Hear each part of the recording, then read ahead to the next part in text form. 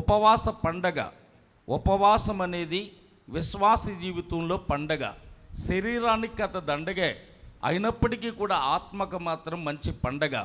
ఈ ఉపవాస ప్రార్థనలు ఎందుకు మనం పెట్టాలి, ఉపవాసం ఎందుకు ఉండాలి అని మనం చూస్తే, అపోస్తులుడైన పౌలు గారు అన్నారు, మేమందరికీ చెప్పిన తర్వాత మళ్ళా నేనేమన్నా బస్టున్న అయిపోతానేమోనని నా శరీరాన్ని ఉపవాసముల చేత, ప్రార్థన చేత, జాగరాల చేత నలగగొట్టుకుంటున్నాను అని చెప్పాడు.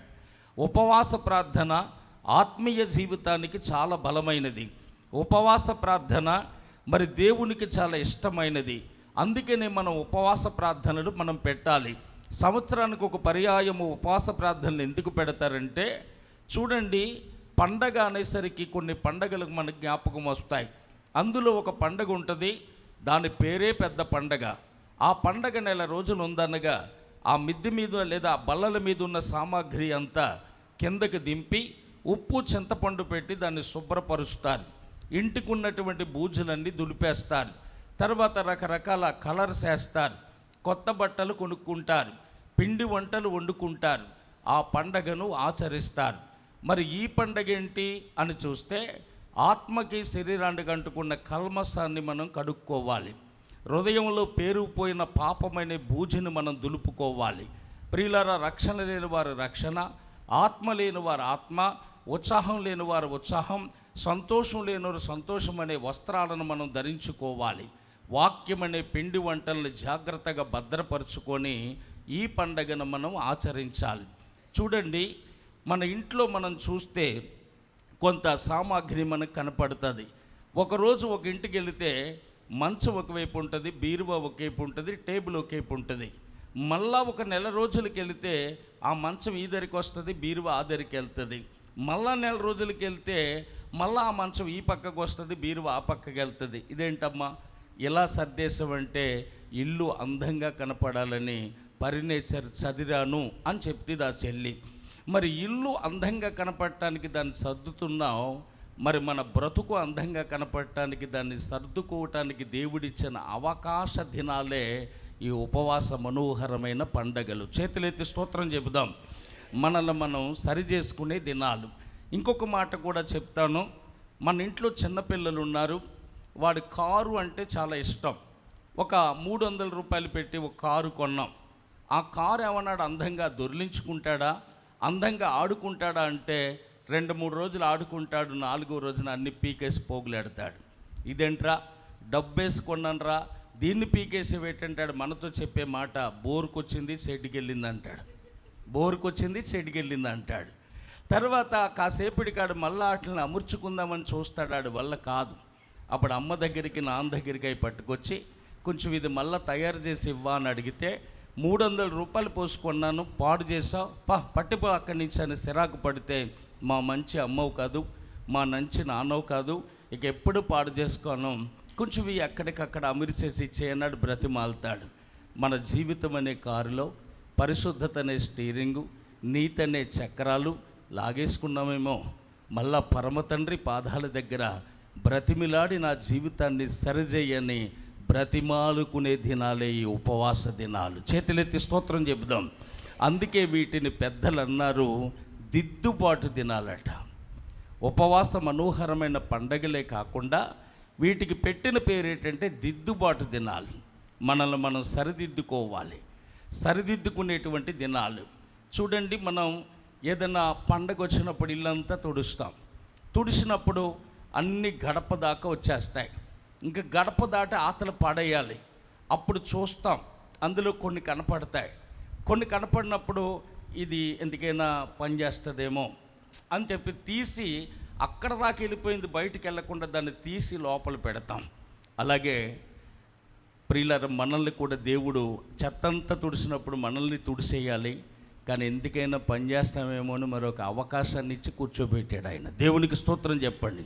కనుక ఈ ఉపవాస మనోహరమైన పండగల్లో, ఈ దిద్దుబాటు దినాల్లో వాక్యమిని మనల్ని మనం సరిదిద్దుకున్నప్పుడు గొప్ప దీవెన ఆశీర్వాదాలు మన జీవితంలో కలుగుతాయి. దేవుడు వాక్యం ద్వారా మనందరితో కూడా మాట్లాడుతుండగా శ్రద్ధగా దేవుని మాటలు విందాం. చదువుకున్న వాక్య భాగము యెషయా గ్రంథము 50 అధ్యాయము 3వ వచనాన్ని మనం చదువుకున్న వాక్య భాగంలో ఆకాశము చీకటి కమ్మింది లేదా అది గోనెపట్ట ధరించుకుంది అని చెప్పేసి ఇక్కడ వాక్యములో రాయబడింది. ఆకాశమును చీకటి కమ్మ చేయుచున్నాను, అవి గోనెపట్ట ధరింప చేయుచున్నాను అని చెప్పేసి ఇక్కడ వాక్యములో రాయబడింది. ఆకాశము అనగా ఎవరు కలగజేశారు అని మనం చూస్తే ఆదికాండం 1వ అధ్యాయం 1వ వచనంలో దేవుడు ఆదియందు భూమి ఆకాశములను కలగజేసెను లేదా సృజించెను అని రాయబడింది. దేవుడు ఆది అందే ఈ ఆకాశాన్ని భూమిని కూడా ఆయన నిర్మించాడట. ఆయన కలగమనగానే అవి కలిగినాయి. ఆ కలిగి ఉన్నది ఏది కూడా ఆయన లేకుండా కలగలేదు. ఆయన ఉన్నాడు గనుక సమస్తము కూడా కలిగినాయి అని వాక్యం చెప్తుంది. గనుక ఆది యందు దేవుడు భూమి ఆకాశాలను కలగజేశాడు అని చెప్పి రాయబడింది. అలాగే ఆదికాండం 1వ అధ్యాయం 6 నుంచి మీరు చదివితే దేవుడు సృష్టి క్రమాన్ని చేసుకుంటూ వచ్చి మీది జలములను కింది జలములను వేరుపరిచి ఆ విశాలానికి ఆకాశము అని పేరు పెట్టాడట.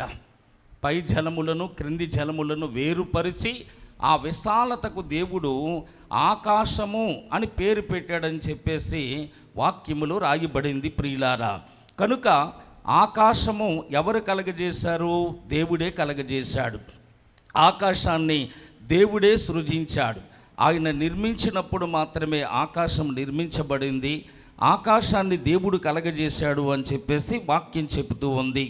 అలాగే చూడండి, ద్వితీయోపదేశకాండం 10వ అధ్యాయం 14వ వచనాన్ని మనం చూస్తే ఇలాగ రాయబడింది.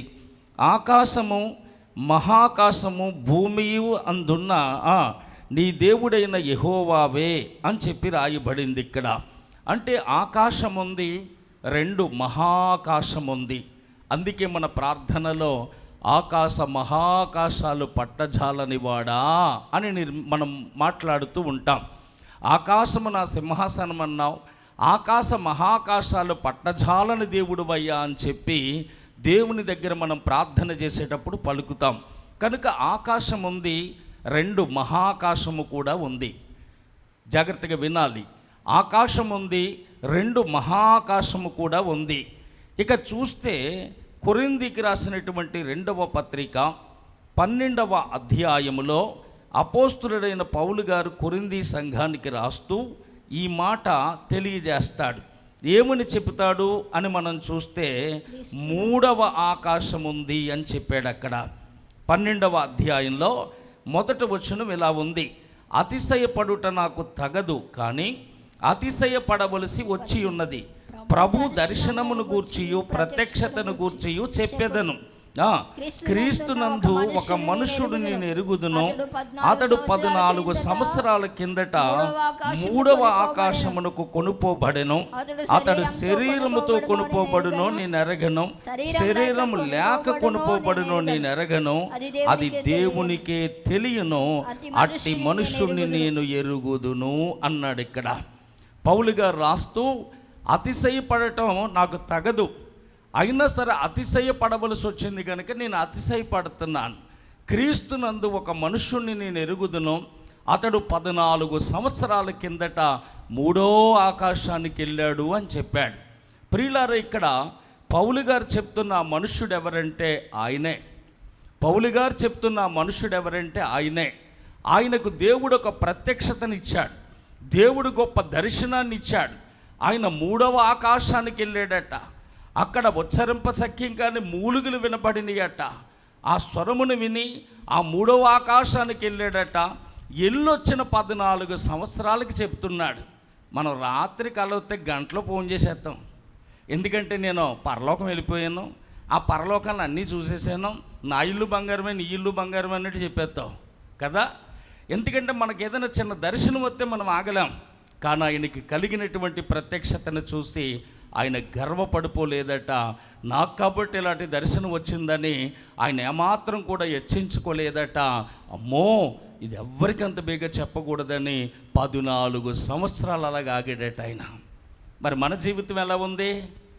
మనం నిలబడగలుగుతున్నామా? మన భూమి మీద నిలబడగలుగుతున్నామా? గట్టిగా ఒక ప్రసంగం మంచిగా చేస్తే నిలబడలేం, గట్టిగా ఒక పాట పాడితే నిలబడలేం, గట్టిగా వాయిద్యాలు ప్లే చేస్తే నిలబడలేం, కొంచెం పరిచర్య చేస్తే నిలబడలేం. నేను కాబట్టి అండి, నాకు కాబట్టి అండి, నేను ఇది నాది, నేను లేకపోతే అక్కడ ఏమీ లేదనేటువంటి విపరీతమైన గర్వం మనలో పెరిగిపోతుంటుంది. గర్వం అనేది మన జీవితంలో రాకూడదు. అక్కడ మనం వాక్యం చెప్పగలిగామా, దేవుని కృప. పాట పాడగలిగామా, దేవుని కృప.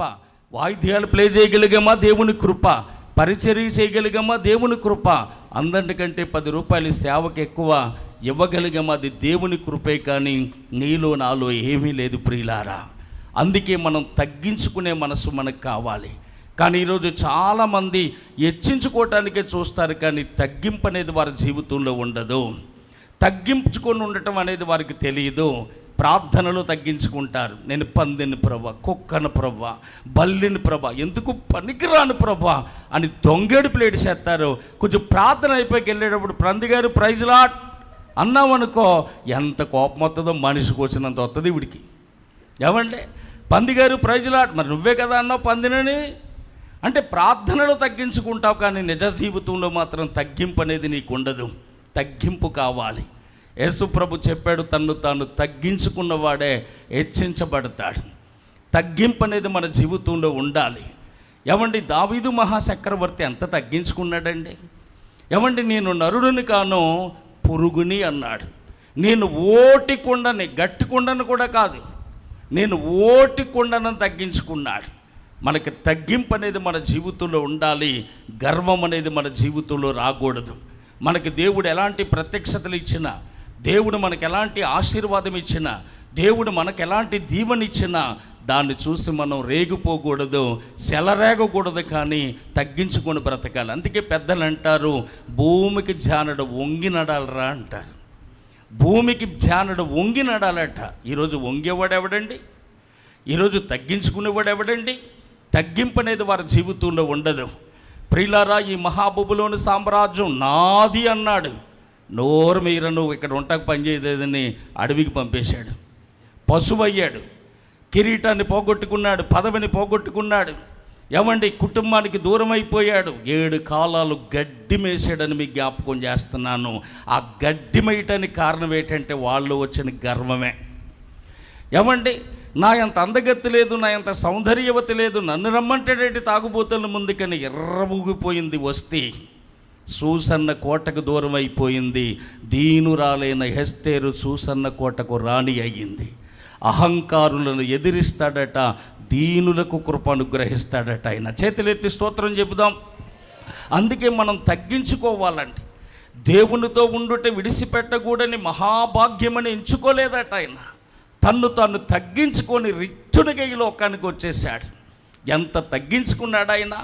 ఆ మనసు మనం కలిగి ఉండాలి. ఏమండి ఆ గొలియాతుని చంపితే ఏంటి బహుమానం అని అడిగాడు. అడిగినప్పుడు కూతురుని ఇస్తాడట, రాజ్యంలో సగం ఇస్తాడట అని చెప్పినప్పుడు వెళ్ళి ఆడి కత్తించుకుని నన్ను నరికేసి తలకాయ తెచ్చి రాజుగారి దగ్గర పెట్టేసి అంటాడు, రాజు కల్లుడు అవటానికి నేను ఎంతటోని అన్నాడు. ఎంత తగ్గించుకున్నాడు. మనమైతే ఇదిగో తలకాయ, మీ అమ్మాయి ఏదని అడుగుతాం, ఏదో నువ్వు రాస్తానన్న కాగితాలు అని అడుగుతాం. ఏమంటే అతను తలకాయ తెచ్చి అక్కడ పెట్టేసి రాజు నల్లుడు అవటానికి నేను ఎంతటోని అన్నాడు. ఎంత తగ్గించుకున్నాడో చూడండి. ఈరోజు తగ్గింపు జీవితం అనేది కనపట్టలేదు ప్రియులారా. ఇక్కడ నిలబడి ప్రసంగం చెయ్యాలంటే అందరూ కాళ్ళు తుడుచుకునే గోనిల కొనాలు పడి ఉండాలి. అలా పడి ఉండగలిగితేనే నిలబడగలుగుతాం. కానీ ఈరోజు చాలామంది జీవితంలో హెచ్చించుకుంటారు, కానీ తగ్గించుకోరు. తగ్గింపే మనకు కావాలట. ఒక కొబ్బరి చెట్టు ఉందట, నా అంత పొడుగు ఎవరు లేరందట. ఒక మర్రి చెట్టు ఉందట, నా అంత లావు ఎవరు లేరందట. ఒక గడ్డి పరకు ఉందట, కొబ్బరి చెట్టు పొడుగ్గానే ఉంది, మర్రి చెట్లు ఆవుగానే ఉంది, నేనంత నా బ్రతికెంత అనుకుందట. సడన్గా వీధురు గాలి లేస్తే మాట్లాడకుండా పడిపోయిందట కొబ్బరి చెట్టు. ఏమండి గాలికి లేచి పక్కన అడిపోయిందట మర్రి చెట్టు. ప్రవ్వా పొడుగ్గా ఉన్నవాడు లావుగా ఉన్నవాడు పడిపోతే నేనెంత నా బ్రతికెంత అంటే ఎలాగ తగ్గించుకున్నా ఒక తల వంగు అన్నాడట. అలా వంగిందట, పైనుంచి నీరంతా వెళ్ళిపోయింది, మళ్ళీ లేచి నిలబడగలిగిందట. చూసారా? కనుక ప్రియులారా, హెచ్చింపు అనేది మన జీవితంలో ఎప్పుడూ రాకూడదు, తగ్గించుకోవాలి. మా ఊర్లో అక్కడికి సంబంధం వచ్చింది. సంబంధం వస్తే ఆడు అక్కడికి వచ్చి నిలబడి అంటున్నారు, బిగ్ ఫ్యాక్టరీలో అసిస్టెంట్ ఇంజనీర్ గారు ఇల్లు ఎక్కడ అన్నారు. ఆడు చెప్పాడు, బిగ్ ఫ్యాక్టరీలో నేను అసిస్టెంట్ ఇంజనీర్గా చేస్తానన్నాడు. అనగానే అక్కడికి వచ్చి అసిస్టెంట్ ఇంజనీర్ అంటే మాకు అసలు ఇంజనీర్లే లేరు, అసిస్టెంట్ ఇంజనీర్లు ఎక్కడి నుంచి వస్తారు? మా ఊర్లో అందరూ ఎవర్రా అనుకుంటే నేను వచ్చాను ఈ లోపల అక్కడికి.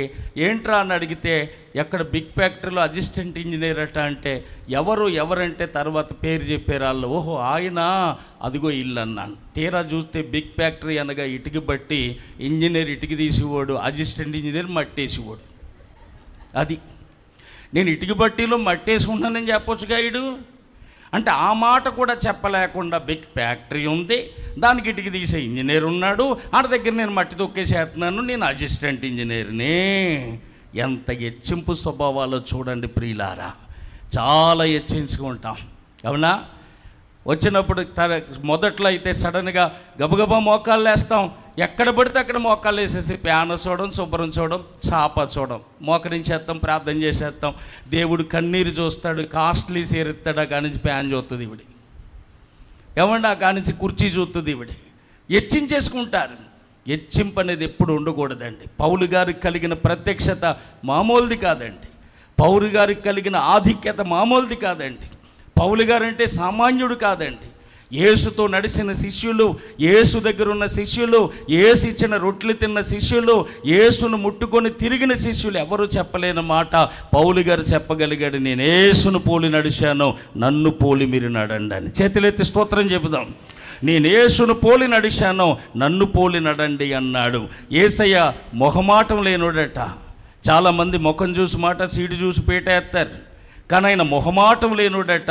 ఆ మొహమాటం లేనటువంటి పోలిక పౌలు గారికి వచ్చింది. అందుకే ఆయన అంటాడు, ఏమంటే సాత్వికమైన మనసుతో మీ దగ్గరికి రావాలా, కర్ర పట్టుకొని రావాలా అన్నాడు.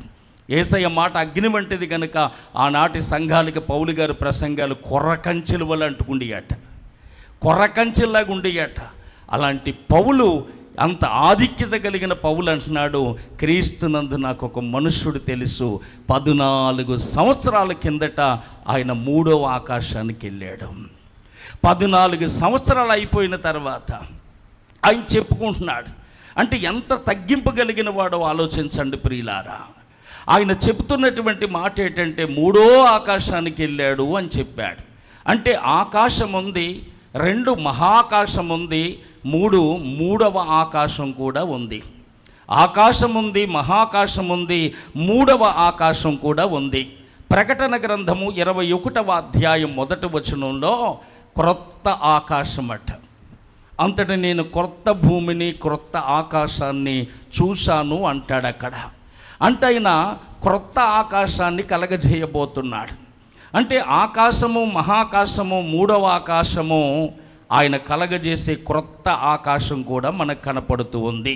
కనుక ఇక్కడ ఆకాశము చీకటి కమ్మింది, నేను దానికి గోనె పట్ట ధరింప చేయుచున్నాను అని మనం చదువుకున్నాం. ఇక్కడ ఆకాశము కోసం మాట్లాడుతూ ఆకాశానికి చీకటి కమ్మేసింది, దానికి నేను గోనె పట్ట ధరింప చేయుచున్నాను అని చెప్తున్నాడు ఇక్కడ. ఈ ఆకాశము ఎవరికి సూచనగా ఉందంటే విశ్వాసులమైనటువంటి మనకు సాదృశ్యంగా సూచనగా కనపడుతూ ఉంది.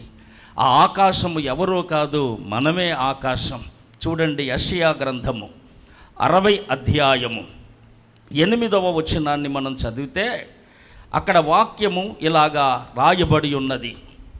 60 అధ్యాయము 8వ వచనం చూడండి ప్రియులారా. మేఘము వలె ఎగయు గువ్వల వలెను గూళ్ళకు ఎగుసువచ్చు వారు వీరెవరు. చాలు.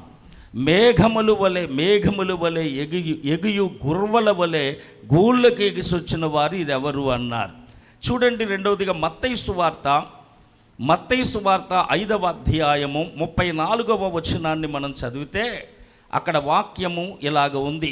నేను మీతో చెప్పినది ఏమనగా, ఎంత మాత్రం ఒట్టు పెట్టుకొనవద్దు, ఆకాశము తోడనొద్దు, అది దేవుని సింహాసనము, భూమి తోడనొద్దు, అది ఆయన పాదపీఠము అన్నాడు. ఇక్కడ ఆకాశము నా సింహాసనము, భూమి నా పాదపీఠము అని దేవుడు చెప్పాడు. అంటే దేవుడు ఎక్కడుంటాడు? ఆకాశములో ఉంటాడు. ఆకాశ మహాకాశాలు పట్టజాలని వాడు. ఆకాశాన్ని కుర్చీ అని చెప్తున్నాడు ఆయన. నేను కూర్చునే కుర్చీ, నేనుండే స్థలం ఆకాశం అన్నాడు. అలాగే ప్రియులారా, ఇప్పుడు భూమి మీద ఆయన ఎక్కడ ఉంటాడు? మనం కట్టే ఈ పాలరాతి భవనాల్లో ఉంటాడా? ఏసీ చర్చిల్లో ఉంటాడా? ఆయన ఎక్కడ ఉంటాడు అంటే విశ్వాసి హృదయంలో ఉంటాడట. ఆయన గుడిలో ఉండడట, గుండెల్లో ఉంటాడట. మరి గుళ్ళు ఎందుకు? మనందరం కలిసి కూడుకోవటానికి, ఆయన ప్రార్థన చేయటానికి, ఆరాధన చేయటానికే. అందుకే ఆయన అన్నాడు సమరయ స్త్రీతో, మా పితరులు ఈ కొండ మీద ఆరాధించారంటే, అమ్మా ఒక కాలం వస్తుంది కొండల మీద జరగదు, గుండెల్లో జరుగుతుంది అన్నాడు ఆరాధన. చేతులెత్తి స్తోత్రం చెప్పండి, హల్లెలూయా. అందుకనే ఆకాశము నా సింహాసనం అన్నాడు. అందుకనే 1 కొరింథీ పత్రిక 3వ అధ్యాయం 16వ వచనంలో అక్కడ ఏమండి, 1 కొరింథీ పత్రిక 3:16లో ఆయన అంటాడు, మీ దేహం దేవునికి ఆలయమై ఉన్నదని, దేవుని ఆత్మ మీలో నివసించుచున్నాడని మీరు ఎరగరా అన్నాడు. అక్కడ మీ దేహమే దేవుని ఆలయం, దేవుని ఆత్మ మీలో నివసించుచున్నాడని మీరు ఎరగరా అన్నాడు. కనుక ఏమంటే ఆకాశం ఆయన కుర్చీ అనగా, ఆకాశం దేనికి సూచనంటే ఒక విశ్వాసి జీవితానికి సూచనగా కనపడుతుంది. ఆకాశం అనగా మనమే, ఆకాశం మనమే. అయితే ఇక్కడ మనం చదువుకున్న వాక్యంలో ఆకాశానికి చీకటి కమ్మేసింది అన్నాడు. ఎందుకు ఆకాశానికి చీకటి కమ్మింది? ఆకాశములో వెలుతురు ఉంటుంది కదా, ఆకాశములో వెలుగు ఉంటుంది కదా, ఆకాశములో తేజస్సు ఉంటుంది కదా. మరి ఆకాశము ఎందుకు చీకటి కమ్మింది?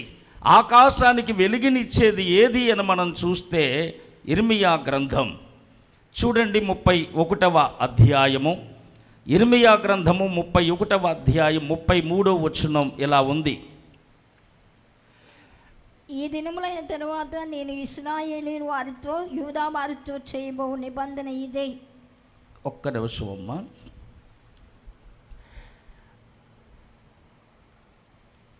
ఇక్కడ వాక్యము ఏమని చెబుతుందంటే, ఆకాశము నా సింహాసనం, భూమి నా పాదపీఠము అని వాక్యము చెబుతూ ఉంది. మరి అలాంటి ఆకాశము ఎందుకు చీకటి కమ్మింది అంటే, ఆకాశములో వెలుగు ఉంది. మరి ఏమైపోయింది వెలుగు? ఆకాశానికి వెలుగేది అంటే సూర్యుడు వెలుగునిస్తాడు. పగటి వెలుగునివ్వటానికైనా సూర్యుడిని కలగజేశాడట, రాత్రి వెలుగునివ్వటానికి చంద్ర నక్షత్రాలను కలగజేశాడట. పగలేమో సూర్యుడు వెలిగిస్తాడు, రాత్రులేమో చంద్ర నక్షత్రాలు వెలిగిస్తాయి. అంటే ఆకాశములో సూర్యుడు ఉంటాడు, చంద్రుడు ఉంటాడు, మూడవదిగా నక్షత్రాలు ఉంటాయి. ఏమండి, నేను చూపిస్తాను తర్వాత, జాగ్రత్తగా వినండి. కనుక ప్రియులారా, ఆకాశములో సూర్యుడు ఉంటాడు, చంద్రుడు ఉంటాడు, నక్షత్రాలు ఉంటాయి. మరి అలాంటి ఆ సూర్యుడు వెలుగునిస్తాడు, చంద్రుడు తన క్రాంతినిస్తాడు, నక్షత్రాలు తమ క్రాంతినిస్తాయి. అలాంటిది సూర్యుడు వెలుగు కానీ, చంద్రుడు వెలుగు కానీ, నక్షత్ర వెలుగు కానీ లేకుండా ఆకాశము ఎందుకు చీకటి కమ్మేసిందంటే, సూర్యుడు లేకపోయినా, చంద్రుడు లేకపోయినా, నక్షత్రము లేకపోయినా ఆకాశం ఏమైపోతుందంటే చీకటి అయిపోతుంది. చీకటి అయిపోద్ది. కనుక చీకటి అవ్వకుండా ఉండాలంటే సూర్యుడు ఉండాలి, 2 చంద్రుడు ఉండాలి, మూడవదిగా నక్షత్రము కూడా ఉండాలి. ఎవరా సూర్యుడు అని మనం చూస్తే కీర్తనల గ్రంథం 84 కీర్తన 11వ వచనం ఇలా ఉంది. నీ దేవుడైన యెహోవా సూర్యుడును కేడమునై ఉన్నాడు. చాలు. ఎవరా సూర్యుడు అంటే, మన జీవితంలో వెలుగునిచ్చేటువంటి సూర్యుడు ఎవరంటే, మనం ఆరాధిస్తున్నటువంటి దేవుడు, మన వెంబడిస్తున్నటువంటి దేవుడు, ప్రియులరా మనం స్తుతించి ఘనపరుస్తున్నటువంటి దేవుడు, మనం కలిగి ఉన్న దేవుడు ఎవరంటే ఆయన సూర్యుడు 2 కేడమునై ఉన్నాడు. మన జీవితానికి ఆయనే వెలుగు. అందుకే నన్ను నీ లోకానికి వెలుగుని, నన్ను వెంబడించేవాడు చీకటిలో ఎంత మాత్రము నడవక జీవపు వెలుగు కలిగి ఉంటాడు అని చెప్పాడు. పూర్వమందు చీకటై ఉన్న మనల్ని ఆశ్చర్యకరమైన తన వెలుగులోనికి పిలవటమే కాకుండా మనల్ని వెలిగించాడైనా, మీరు లోకానికి వెలుగని చెప్పాడాయన. కనుక మన జీవితంలో వెలుగునిచ్చేవాడు ఎవరంటే నజరేయుడైన యేసుక్రీస్తే. ఆయన ఏమై ఉన్నాడంటే సూర్యుడై ఉన్నాడు. ఆయనే సూర్యుడు. మలాకీ గ్రంథం 4వ అధ్యాయం 2వ వచనంలో, ఆ కాలమందు యెహోవా దేవుని యందు భయభక్తులు గల మీకు నీతి సూర్యుడు ఉదయిస్తాడు, ఆయన రెక్కలు మీకు ఆరోగ్యం కలగజేస్తుంది కనుక మీరు బయలుదేరి క్రొవ్విన దూడలు గంతులేసినట్లు గంతులేస్తారు. చేతులెత్తి స్తోత్రం చెబుదాం. ఏమండి, అందుకే నాయనట నీతి సూర్యుడు ఉదయిస్తాడు, మీకు నీతి సూర్యుడు ఉదయిస్తాడు. ఏమండి, ఆ నీతి సూర్యుడు ఉదయిస్తాడు గనుక ఆయన రెక్కలు మీకు ఆరోగ్యాన్ని కలగజేస్తాయి గనుక మీరు బయలుదేరి క్రొవ్విన దూడలు గంతులేసినట్లు గంతులేస్తారు అని వాక్యం చెబుతూ ఉంది. యెషయా గ్రంథము 60:1 లెమ్ము తేజరెల్లుము, నీకు వెలుగు వచ్చి ఉన్నది, యెహోవా మహిమ నీ మీద ప్రకాశిస్తుంది అన్నాడు. లెమ్మో తేజరెల్లుము, నీకు వెలుగు వచ్చింది, యెహోవా మహిమ నీకు మీద తేజరెల్లుతుంది అన్నాడు. కనుక నా దేవుడు ఎవరంటే ఆయనే సూర్యుడు, ఆయన నీతి సూర్యుడు, ఆయన ప్రకాశించే సూర్యుడట. అదే కాకుండా మత్తయి సువార్త 17:1 మనం చదివితే ఆయన కొండ మీదకి వెళ్ళి రూపాంతరము పొందగా ఆయన ముఖం సూర్యుని వలె ప్రకాశించిందట. ఆయన ముఖం ఎలా ప్రకాశించింది? సూర్యుని వలె ప్రకాశించిందట. ఆయన వస్త్రాలట తెల్లనివైనయట. ఆయన సూర్యుని వలె ప్రకాశించాడట. ఏమండి, ఆ ప్రకాశించగానే ఏలియా మోషేలు కనపడ్డారట. పేతురు గారు అంటారు, ప్రభువా నీకు ఇష్టమైతే ఇక్కడ 3 పర్ణశాలలు కడతాను, ఇందులో ఉండొచ్చు అని చెప్పేశాడు ఆయన. ఏమండి, కనుక ప్రియులారైన రూపాంతరపు కొండ మీద ఆయన రూపాంతరము పొందుతుండగా ఆయన ముఖం సూర్యుని వలె తేజరెళ్ళిందట. కనుక మనకు సూర్యుడు ఎవరు? మనం ఆకాశం అయితే మనకు వెలుగునిచ్చే సూర్యుడు ఎవరంటే మనం ఆరాధిస్తున్న యేసయ్య. ఆయనే మనకు సూర్యుడు, ఆయన ఉదయించే సూర్యుడు, ఆయన క్రాంతినిచ్చే సూర్యుడు, ఆయన ప్రకాశించేటువంటి సూర్యుడు. ఆ సూర్యుడు క్రాంతి వలన మాత్రమే మనం బ్రతుకుతున్నాం. ఆ సూర్యుడు మనకు దూరం అయిపోతే మన జీవితం ఏమైపోద్దంటే చీకటి అయిపోతుంది. అందుకే ఎట్టి పరిస్థితుల్లో ఆ సూర్యుని ఎప్పుడు మనం దూరం చేసుకోకూడదు. ఆ సూర్యుని విడిచిపెట్టేటువంటి బ్రతుకు మనకు ఉండకూడదు. ఆ సూర్యుని క్రాంతి వలన మాత్రమే మనం బ్రతుకుతున్నాం. ఆ దేవుడు చూపిస్తున్న కృపను బట్టే మనం జీవిస్తూ ఉన్నాం. ఆ కృపను ఎప్పటికీ కూడా మనం దూరం చేసుకోకూడదు. బైబిల్ గ్రంథములో కొన్ని జీవితాలను మనం చూసినప్పుడు దూరం చేసుకొని వారి జీవితం ఏమైపోయిందో చూడండి ప్రియులారా. చూడండి, సమూయేలు 2వ గ్రంథం 7వ అధ్యాయం 12వ వచనం ఇలాగుంది. నీ దినములు సంపూర్ణములగినప్పుడు నీవు నీ పితరులతో కూడా నిద్రించిన తర్వాత నీ గర్భములో నుండి వచ్చిన నీ సంతతిని హెచ్చించి రాజ్యమును అతనికి స్థిరపరిచెదను. అతడు నా నామఘనత కొరకు ఒక మందిరము కట్టించెను. అతని రాజసింహాసనమును నేను నిత్యముగా స్థిరపరిచెదను. నేను అతనికి తండ్రినయుందును, అతడు నాకు కుమారుడై ఉండెను. అతడు పాపము చేసిన ఎడల నరుల దండములతోనూ మనుషులకు తలుగు దెబ్బలతో అతన్ని శిక్షిస్తాను. కానీ నేను స్థాపించుటకై నేను కొట్టివేసిన, నిన్ను స్థాపించటానికి నేను కొట్టివేసిన సౌలునకు నా కృప దూరమైనట్లు అతనికి నా కృప దూరము చేయను. అంటే ఇప్పుడు ఎవరికి దూరం అయిపోయింది కృప? చెప్పాలి, ఎవరికి దూరం అయిపోయింది? సౌలుకు దూరం అయిపోయిందట. సౌలు మీద ఉదయిస్తున్నటువంటి సూర్యుడు, సౌలుకి దయ చూపిస్తున్న సూర్యుడు, సౌలు మీద కనికరపడిన దేవుడు, సౌలు మీద ఏమండి మంచి ఆలోచన కలిగినటువంటి ఆ దేవుని కృప సౌలుకి దూరం అయిపోయిందట. అసలు ఈ సౌలు ఎవరు? ఏమన్నా ఈ సౌలు బాగా జ్ఞానవంతుడా, బాగా డబ్బున్నవాడా, లేకపోతే సౌలంత వత్తాది భూమి మీద ఎవరు లేరా అని మనం చూస్తే గాడిదలు మేపుకునేవాడు. ఎవరండి సౌలు? గాడిదలు మేపుకునేవాడు. 1 సమూయేలు గ్రంథం 9వ అధ్యాయాన్ని మీరు చదివితే కీసు అనబడుతున్న ఒక భాగ్యవంతుడు ఉన్నాడట. అతని కుమారుడు అనగా బెన్యామీను గోత్రికుడు కీసు కుమారుడు సౌలు. కీసు అన్నాడు, అరే బాబు, మన గాడిదలు తప్పిపోయినాయి కనుక ఒక పనివాడిని తీసుకెళ్ళి గాడిదలను ఎత్తుక్కురారా అని పంపాడు. గాడిదలు కూడా వచ్చాడు ఈయన. గాడిదలను ఎత్తుక్కుంటూ అనేక ప్రాంతాలు తిరిగాడట. చివరికి సమూయేలు నివసిస్తున్న ప్రాంతానికి వచ్చాడట. అక్కడికి వచ్చిన తర్వాత పనివాడితో అంటాడు, అబ్బాయ్ మన గాడిదలు ఎక్కడ దొరకలేదు కదా, గాడిదల మాట అలా ఉంచరా బాబు, మా బాబు నా కోసం బెంగెట్టుకుంటాడు, వెనక్కి వెళ్ళిపోదాం అన్నాడు. గాడిదల మాట అలాగుంచు, మా బాబు నా కోసం బెంగెట్టుకుంటాడు, వెనక్కి వెళ్ళిపోదాం అన్నాడు. అప్పుడు ఆ పనివాడు అంటున్నాడు, అయ్యా ఇన్ని ప్రాంతాలు తిరిగాం ఎక్కడ దొరకలేదు, ఇన్ని ప్రాంతాలు తిరిగాం ఎక్కడ దొరకలేదు, ఇక్కడ ఒక దైవజనుడు ఉన్నాడట. ఆ దైవజనుడు అవునంటే అవును, కాదంటే కాదట. ఆయన దగ్గరికి మనం వెళ్తే ఆ గాడిదలు ఎక్కడ ఉన్నాయో మనకు దొరుకుతాయి, ఒకసారి వెళ్దాం అన్నాడు. అప్పుడు సౌలు గాడిదలు మేపుకున్నా కానీ కొంచెం ఎంతో కొంత దైవజనుడు అంటే ఇలువ ఉన్నవాడే, గౌరవం ఉన్నవాడే గనుక మరి సౌలు అంటాడు, మరి దైవజనుడి దగ్గరికి వెళ్ళటం మంచిదే, కానీ మరి ఏదో ఒకటి తీసుకొని వెళ్ళాలి, ఖాళీగా వెళ్ళకూడదు కదా, ఏదో ఒకటి తీసుకొని వెళ్ళాలి దైవజనుడి దగ్గరికి. ఒట్టి చేతులతో మనం ఎలాగెళ్తాం అన్నాడు. ఒట్టి చేతులతో ఎలాగెళ్తాం? ఒట్టి చేతులతో దైవజనుడి దగ్గరికి కానీ గుడికి కానీ వెళ్ళకూడదని గాడిదలు మేపుకుని కూడా తెలిసింది, కానీ మనకి తెలదు. మనకి తెలిస్తే ఎప్పుడో బాగుపడదు. మనదంతా ఎలా ఉంటుందంటే, మీ ఇంటికి వస్తాను ఏం పెడతావు, మా ఇంటికి వస్తా ఏం తెస్తావు అంటే రెండేపులు మనకే కావాలి. మన బ్యాచ్ ఎలాంటిదంటే హాస్పిటల్కి వెళ్తాం రోగిని పలకరించడానికి. రోగిని పలకరించడానికి వెళ్ళినప్పుడు ఖాళీ చేతులతో వెళ్ళిపోతాం, వెళ్ళకూడదని మనకి తెలుసు, అయినా వెళ్ళిపోతాం. ఖాళీ చేతులతో వెళ్ళిపోయి అంటాం, పెద్దమ్మ ఎలా ఉన్నాడు, పెద్దనాన్న బాగానే ఉన్నాడమ్మా, ఇదిగో డాక్టర్ గారు ఈరోజు ఎప్పుడు జాబ్ వేయమన్నారమ్మ, ఇప్పుడే వేసానమ్మా, పెద్దనాన్న బాగున్నావా, వీడికి నోరు కాలు చేయబడిపోయింది కనుక అంటాడు.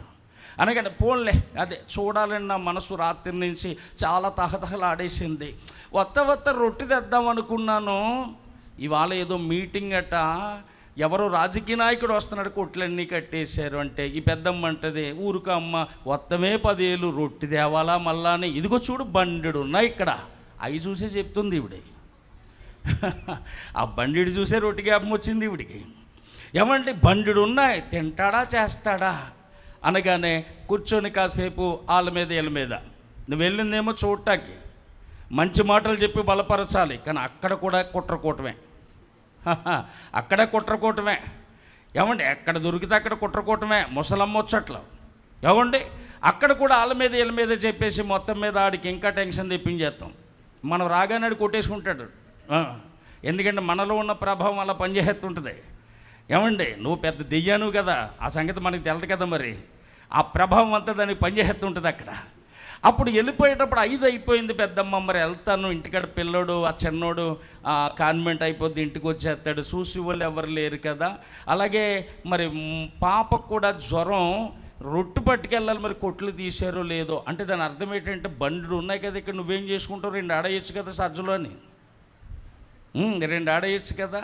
అప్పుడు ఆవిడ అంటే ఊరికమ్మ ఎక్కడో పట్టుకెళ్తాడు, ఇక 4 వేస్తాను పట్టుకెళ్ళా, మనసులో అంటే వద్దు వద్దు ఆ ప్యాకెట్ కూడా వేసే అన్నట్టుగా మనసు అనిపిస్తుంది. అంటే మనం ఏది పట్టుకొని వెళ్ళాం, దేవుని దగ్గరికి వెళ్ళినప్పుడు ఒట్టి చేతులతో వెళ్ళకూడదట, దైవజనుడి దగ్గరికి వెళ్ళినప్పుడు ఒట్టి చేతులతో వెళ్ళకూడదట.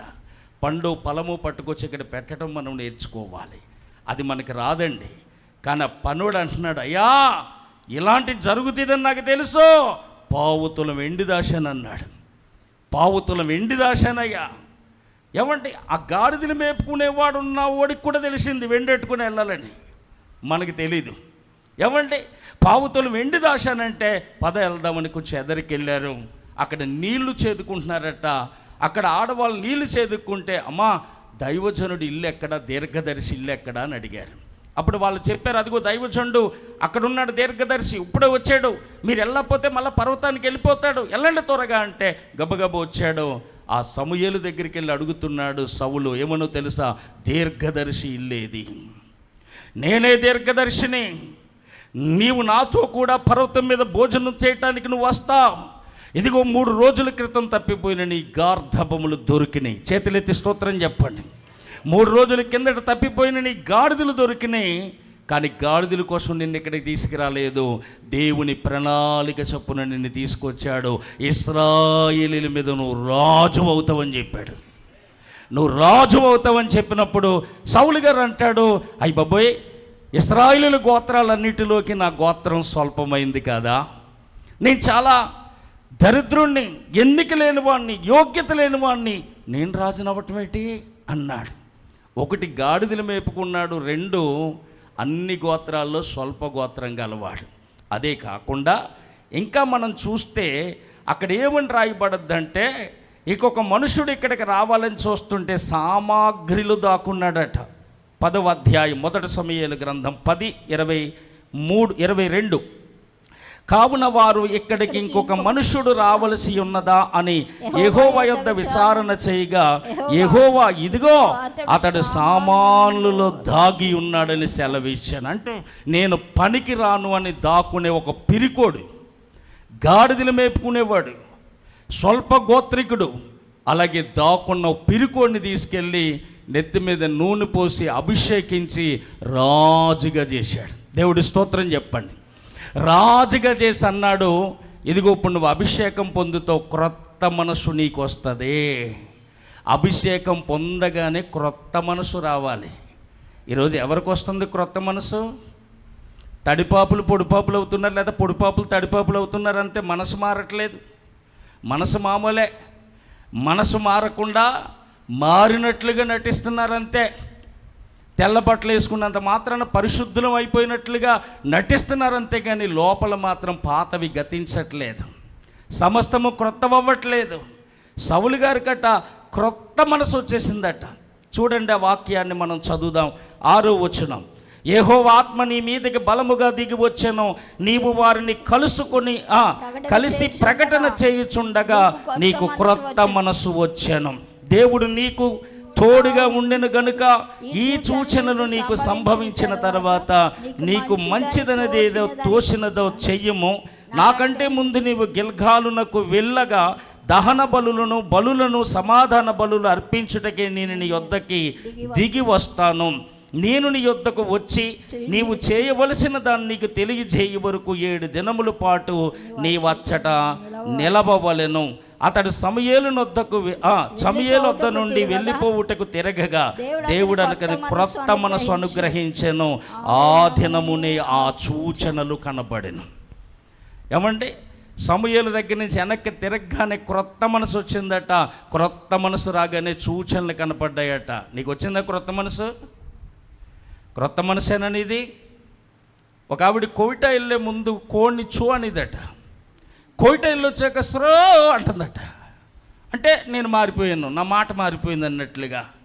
మళ్ళీ స్రోన వదిలేస్తే బాగుండు, క్రోడి ప్రోవే అంటుందట. చూడండి ఎంత ప్యాషను. క్రోడట వెళ్తుందా? కొత్త మాట కాదు, క్రొత్త మనసు రావాలి. మన మనసు మారి నూతన పరివర్తన చెందాలట. మనసు మారాలట, మనుషులు కాదు మారటం.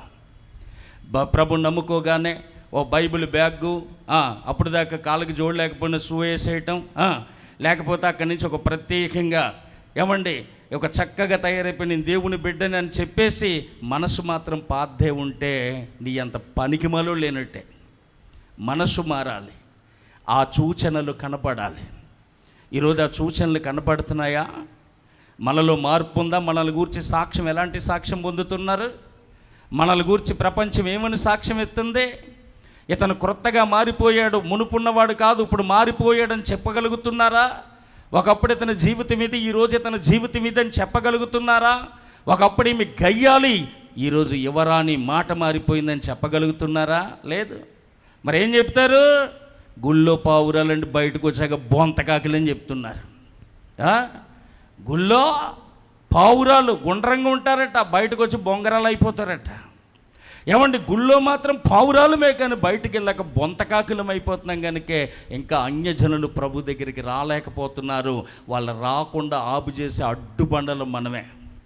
మన బ్రతుకు బాగుంటే, మన మాట బాగుంటే, మన సూపులు బాగుంటే, మన ప్రవర్తన బాగుంటే అనేక మంది ప్రభు దగ్గరికి వస్తారు. ప్రియులారా, క్రొత్త మనసు మనకి రావాలి. ఈరోజు క్రొత్త మనసు వచ్చిందా? మనకు ఆలోచించండి. సౌలుతో సమూయేలు చెప్తున్నాను, నువ్వు గిల్గాలుకి వెళ్ళు, బలులు అర్పించాలి, అక్కడ 7 దినాలు ఆగో, నేను వస్తాను, నేను వచ్చాక నువ్వేం చేయాలో నీకు చెప్తాను అన్నప్పుడు వెంటనే ఆయన గిల్గాలుకు వచ్చాడు. గిల్గాలుకు వచ్చి కంగారు పడిపోయాడు మనోడు. కంగారు పడిపోయి ఇక నాకు అభిషేకం ఎలాగో వచ్చేసింది కనుక రండి ఆ బలులు తెచ్చేయండి, నేను అర్పించేస్తానని బళ్ళు అర్పించేసాడు. అసలు నువ్వెవడోరా బళ్ళు అర్పించడాకే? అసలు నువ్వెవడో? అసలు ఏమంటే దైవజనుడు ఉన్నాడు రావాలిగా. చాలామంది ఇదే అనుకుంటారు. ఆనాడు కూడా ఏమన్నారు, మోషే ఒకడే పరిశుద్ధుడా, మోషేనే దేవుడు పిలిచాడా, ఈ సర్వ సమాజంలో అందరూ పరిశుద్ధులే, అందరితో దేవుడు మాట్లాడుతున్నాడా అన్న వాళ్ళు ఉన్నారు. యేసుబొమ్మ చుట్టమండి ఇప్పుడే వెళ్ళాడని నేను బస్సు ఎక్కించాను అన్నవాడు కూడా ఉన్నాడు. ఆడే దగ్గర నుండి బస్సు ఎక్కించినట్టు చెప్తాడు ఫీలింగ్.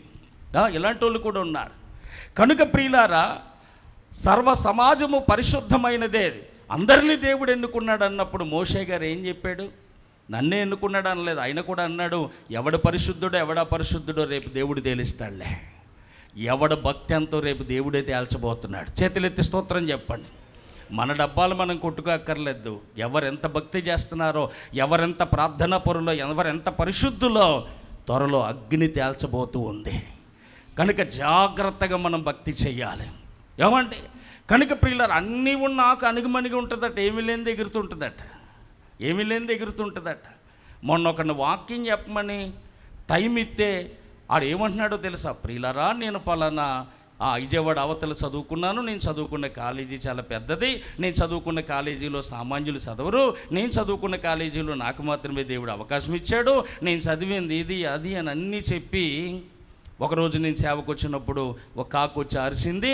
కాకు అరసగానే ఏంటా అని చూస్తే కాకి నా వంక చూసి చూసుకోంది, కింద చూస్తే చేప పడింది. ఆ చేప మా ఆవిడికి ఇచ్చి నాడు ఏలియాకి చేప పట్టుకొచ్చింది, నాకు కట్టుకొచ్చింది, నేను ఏలియా అని అన్నాడు అక్కడ. ఇప్పుడు వెనకాల నేనేం చెప్పాలి ఇప్పుడు? నేను లేచి ఒకటే అన్నాను, ఎందుకంటే నేను బూటు సూటు కూటు అక్కర్లేదు, వాక్యం అనే రాయి ఉంటే చాలు, నా సిద్ధాంతం అది. ఈ కత్తి పట్టుకెళ్ళవా డాలు పట్టుకెళ్ళవా అన్నాడు. అవి నాకు అలవాటు లేదని చెప్పాడు. మరి ఏముంది నీ దగ్గర? రాయి ఉంది, అది చాలు ప్రపంచాన్ని ఏలేటకి. ఆ ఒక్క రాయి చాలు. సూటు బూటు కోటు పదవి అన్న ఉన్నవాడు గుడారంలో ఉన్నాడు, రాయి ఉన్నవాడు ధైర్యంగా నిలబడ్డాడు శత్రువు ఎదుర్కొంటా. కనుక ప్రియులారా, ఆ సిద్ధాంతం నాది. నువ్వు వేసుకున్న బట్టలు, నువ్వు చదువుకున్న చదువు, నువ్వు వేసుకున్న బంగారం, నువ్వు ధరించినటువంటి నీకున్న బంధువులు నీ గౌరవం తయారో గుణమనే గౌరవం నీకు ఉండాలని నేను చెప్పాను. కనుక గమనించండి, ఈరోజు ప్రతి ఒక్కడు కూడా ఏమంటే హెచ్చించుకున్నవాడే, ప్రతి ఒక్కడు కూడా ఏదేదో చెప్పుకున్నవాడే. కానీ ఇక్కడ 7 దినాలు ఆగమన్నప్పుడు ఆగకుండా నేను అర్పించేస్తాను బలి, నేను అర్పించడానికి నువ్వెవడు అసలా? నీకు స్తోమత ఏముంది? దైవజనుడు ఉన్నాడుగా, దైవజనుడు వచ్చేదాకా ఉండాలిగా. అంటే నేను పొందేశాను, పొందెత్తే సరిపోయిందా? ఇప్పుడు సునేమిరాలు ఇంటికి ఇద్దరు వెళ్తున్నారు. ఎవరు?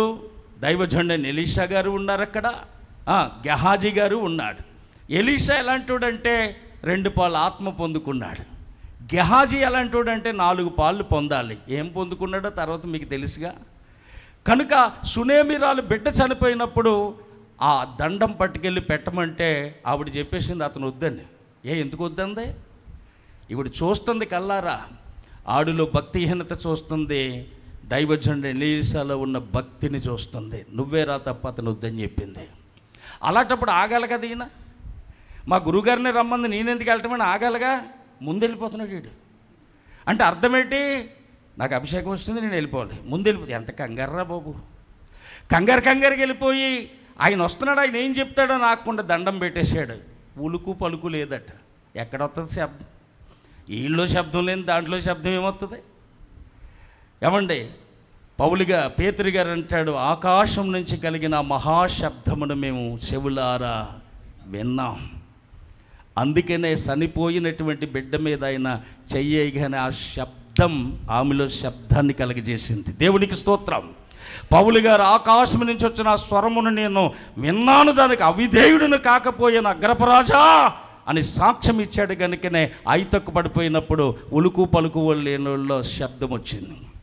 శబ్దం రావాలి అంటే ఆ శబ్దాన్ని మనం పొందుకునేవారిగా ఉండాలి. చేతులెత్తి స్తోత్రం చెబుదాం.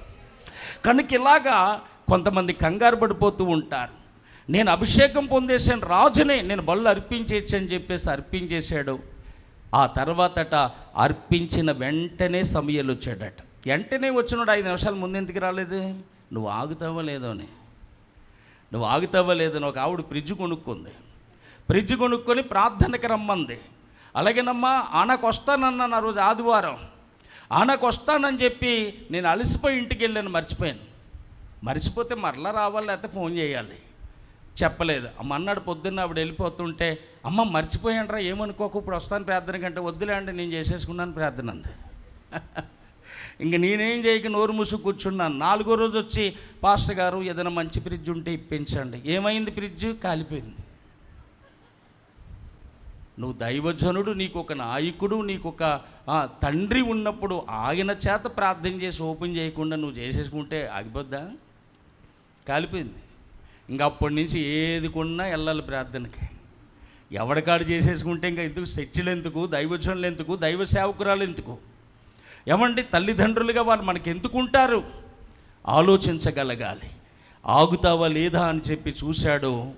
అతను ఆగలేదు, కంగారు పడ్డాడు, వచ్చాడు. ఎంత అవివేక పని చేసావా, నీ రాజ్యం సదాకాలం ఉంటుందనుకున్నాడు, కానీ లేదు, తన మనసుకు వచ్చినోడికి ఇచ్చేసాడు నీ రాజ్యం అని చెప్పేశాడు. పోన్లో అక్కడ ఏదో అయిపోయింది అనుకుంటే, ఆ 15వ అధ్యాయంలో ఏమన్నాడో చూడండి. మొదటి వచనం, ఒకానొక దినమున సమూయేలు సౌలును పిలిచి, యెహోవా ఇశ్రాయేలీయులకు తన జనుల మీద నిన్ను రాజుగా అభిషేకించుటకై నన్ను పంపెను. యెహోవా మాట వినుము. సైన్యములకు అధిపతగు యెహోవా సెలవిచ్చినదేమనగా, అమాలేకీయులు ఇశ్రాయేలీయులకు చేసింది నాకు జ్ఞాపకమే. వారు ఐగుప్తు నుండి రాగానే అమాలేకీయులు వారికి విరోధులై మార్గమందు వారి మీదకి వచ్చిరు కదా. కాబట్టి నీవు పోయి కనికరింపక అమాలేకీయులను హతము చేయి. ఏమన్నాడు? అమాలేకీయులు ఇశ్రాయేలీయులకు చేసింది నాకు జ్ఞాపకమే. అలా ఐగుప్తీలో అలసిపోయి, ఐగుప్తీలో కరువుతో, ఐగుప్తీలో ఇబ్బందితో, ఐగుప్తీలతో కన్నీటితో ఉండగా నేను వారు విడుదల ఇచ్చాను. ఆ బాధలతో వారు వస్తూ ఉండగా రాజ్యానికి వెళ్ళనివ్వకుండా అడ్డుపడ్డ మొదటి శత్రువులు ఈ అమాలేకీలం. ఆపు చేశారు కనుక వాళ్ళని కనికరించొద్దు, వాళ్ళని నిర్మూలన చేసేయంటే చిన్న చిన్నవన్నీ చంపేసాడట, పెద్ద పెద్దవన్నీ ఉంచేసాడట. అవునండి, యేసుబాబు అందుకే అన్నాడు, మీరు దోమలను ఉడకడతారు, ఒంటెలను మింగేస్తారు అన్నాడు. దోమలను ఉడకట్టేస్తారట, ఒంటెలను మింగేస్తారట.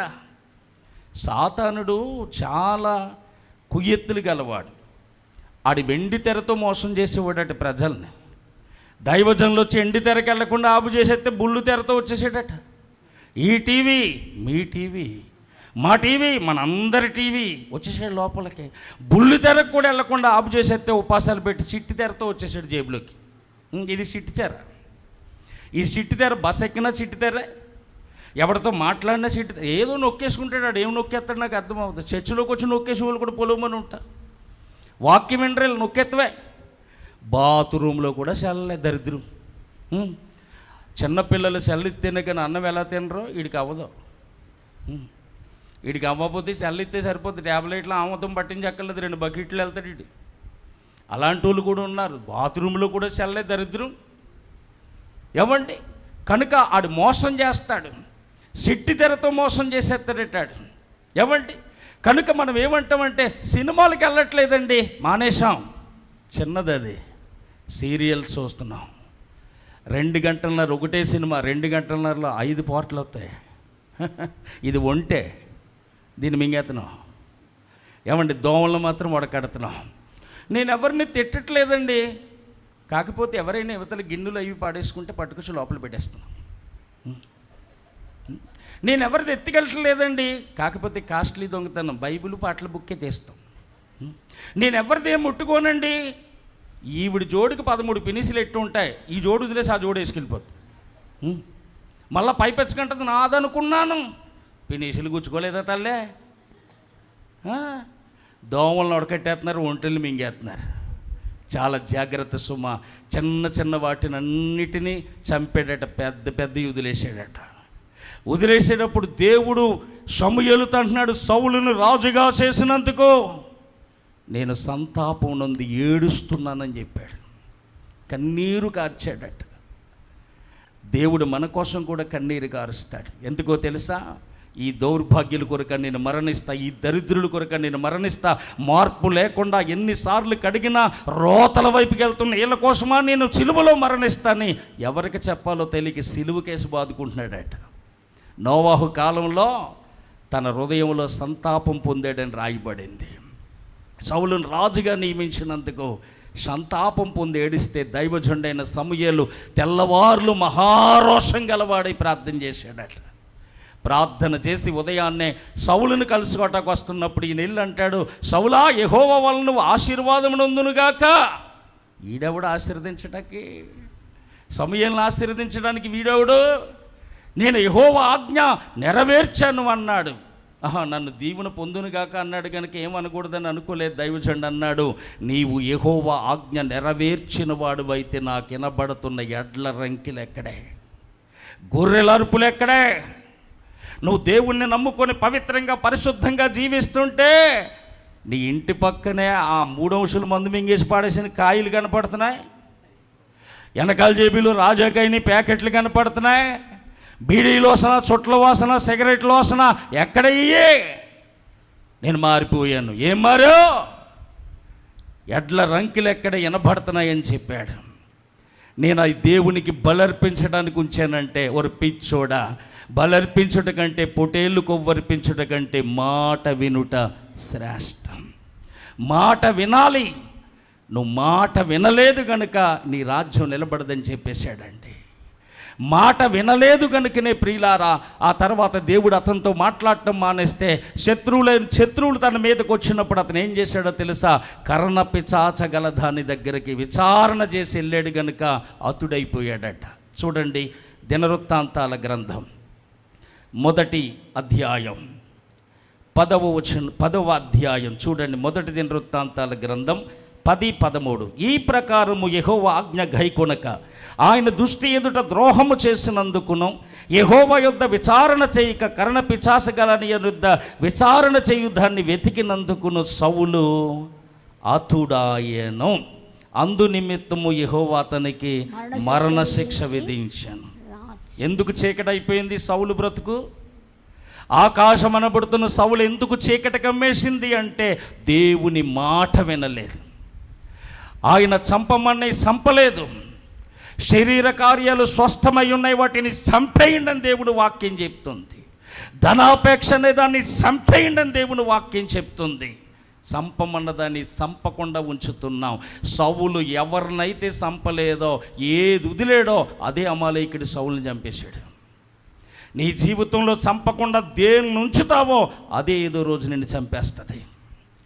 దేన్నైతే నువ్వు వదిలేసావో పోన్లే అని అదే నిన్ను ఒక రోజు నువ్వు చచ్చిపోవటానికి కారణమవుతుంది. కనుక దేవుని మాట వినలేదు సౌలు, అమాలేకుడే చంపేశాడు, చనిపోయాడు.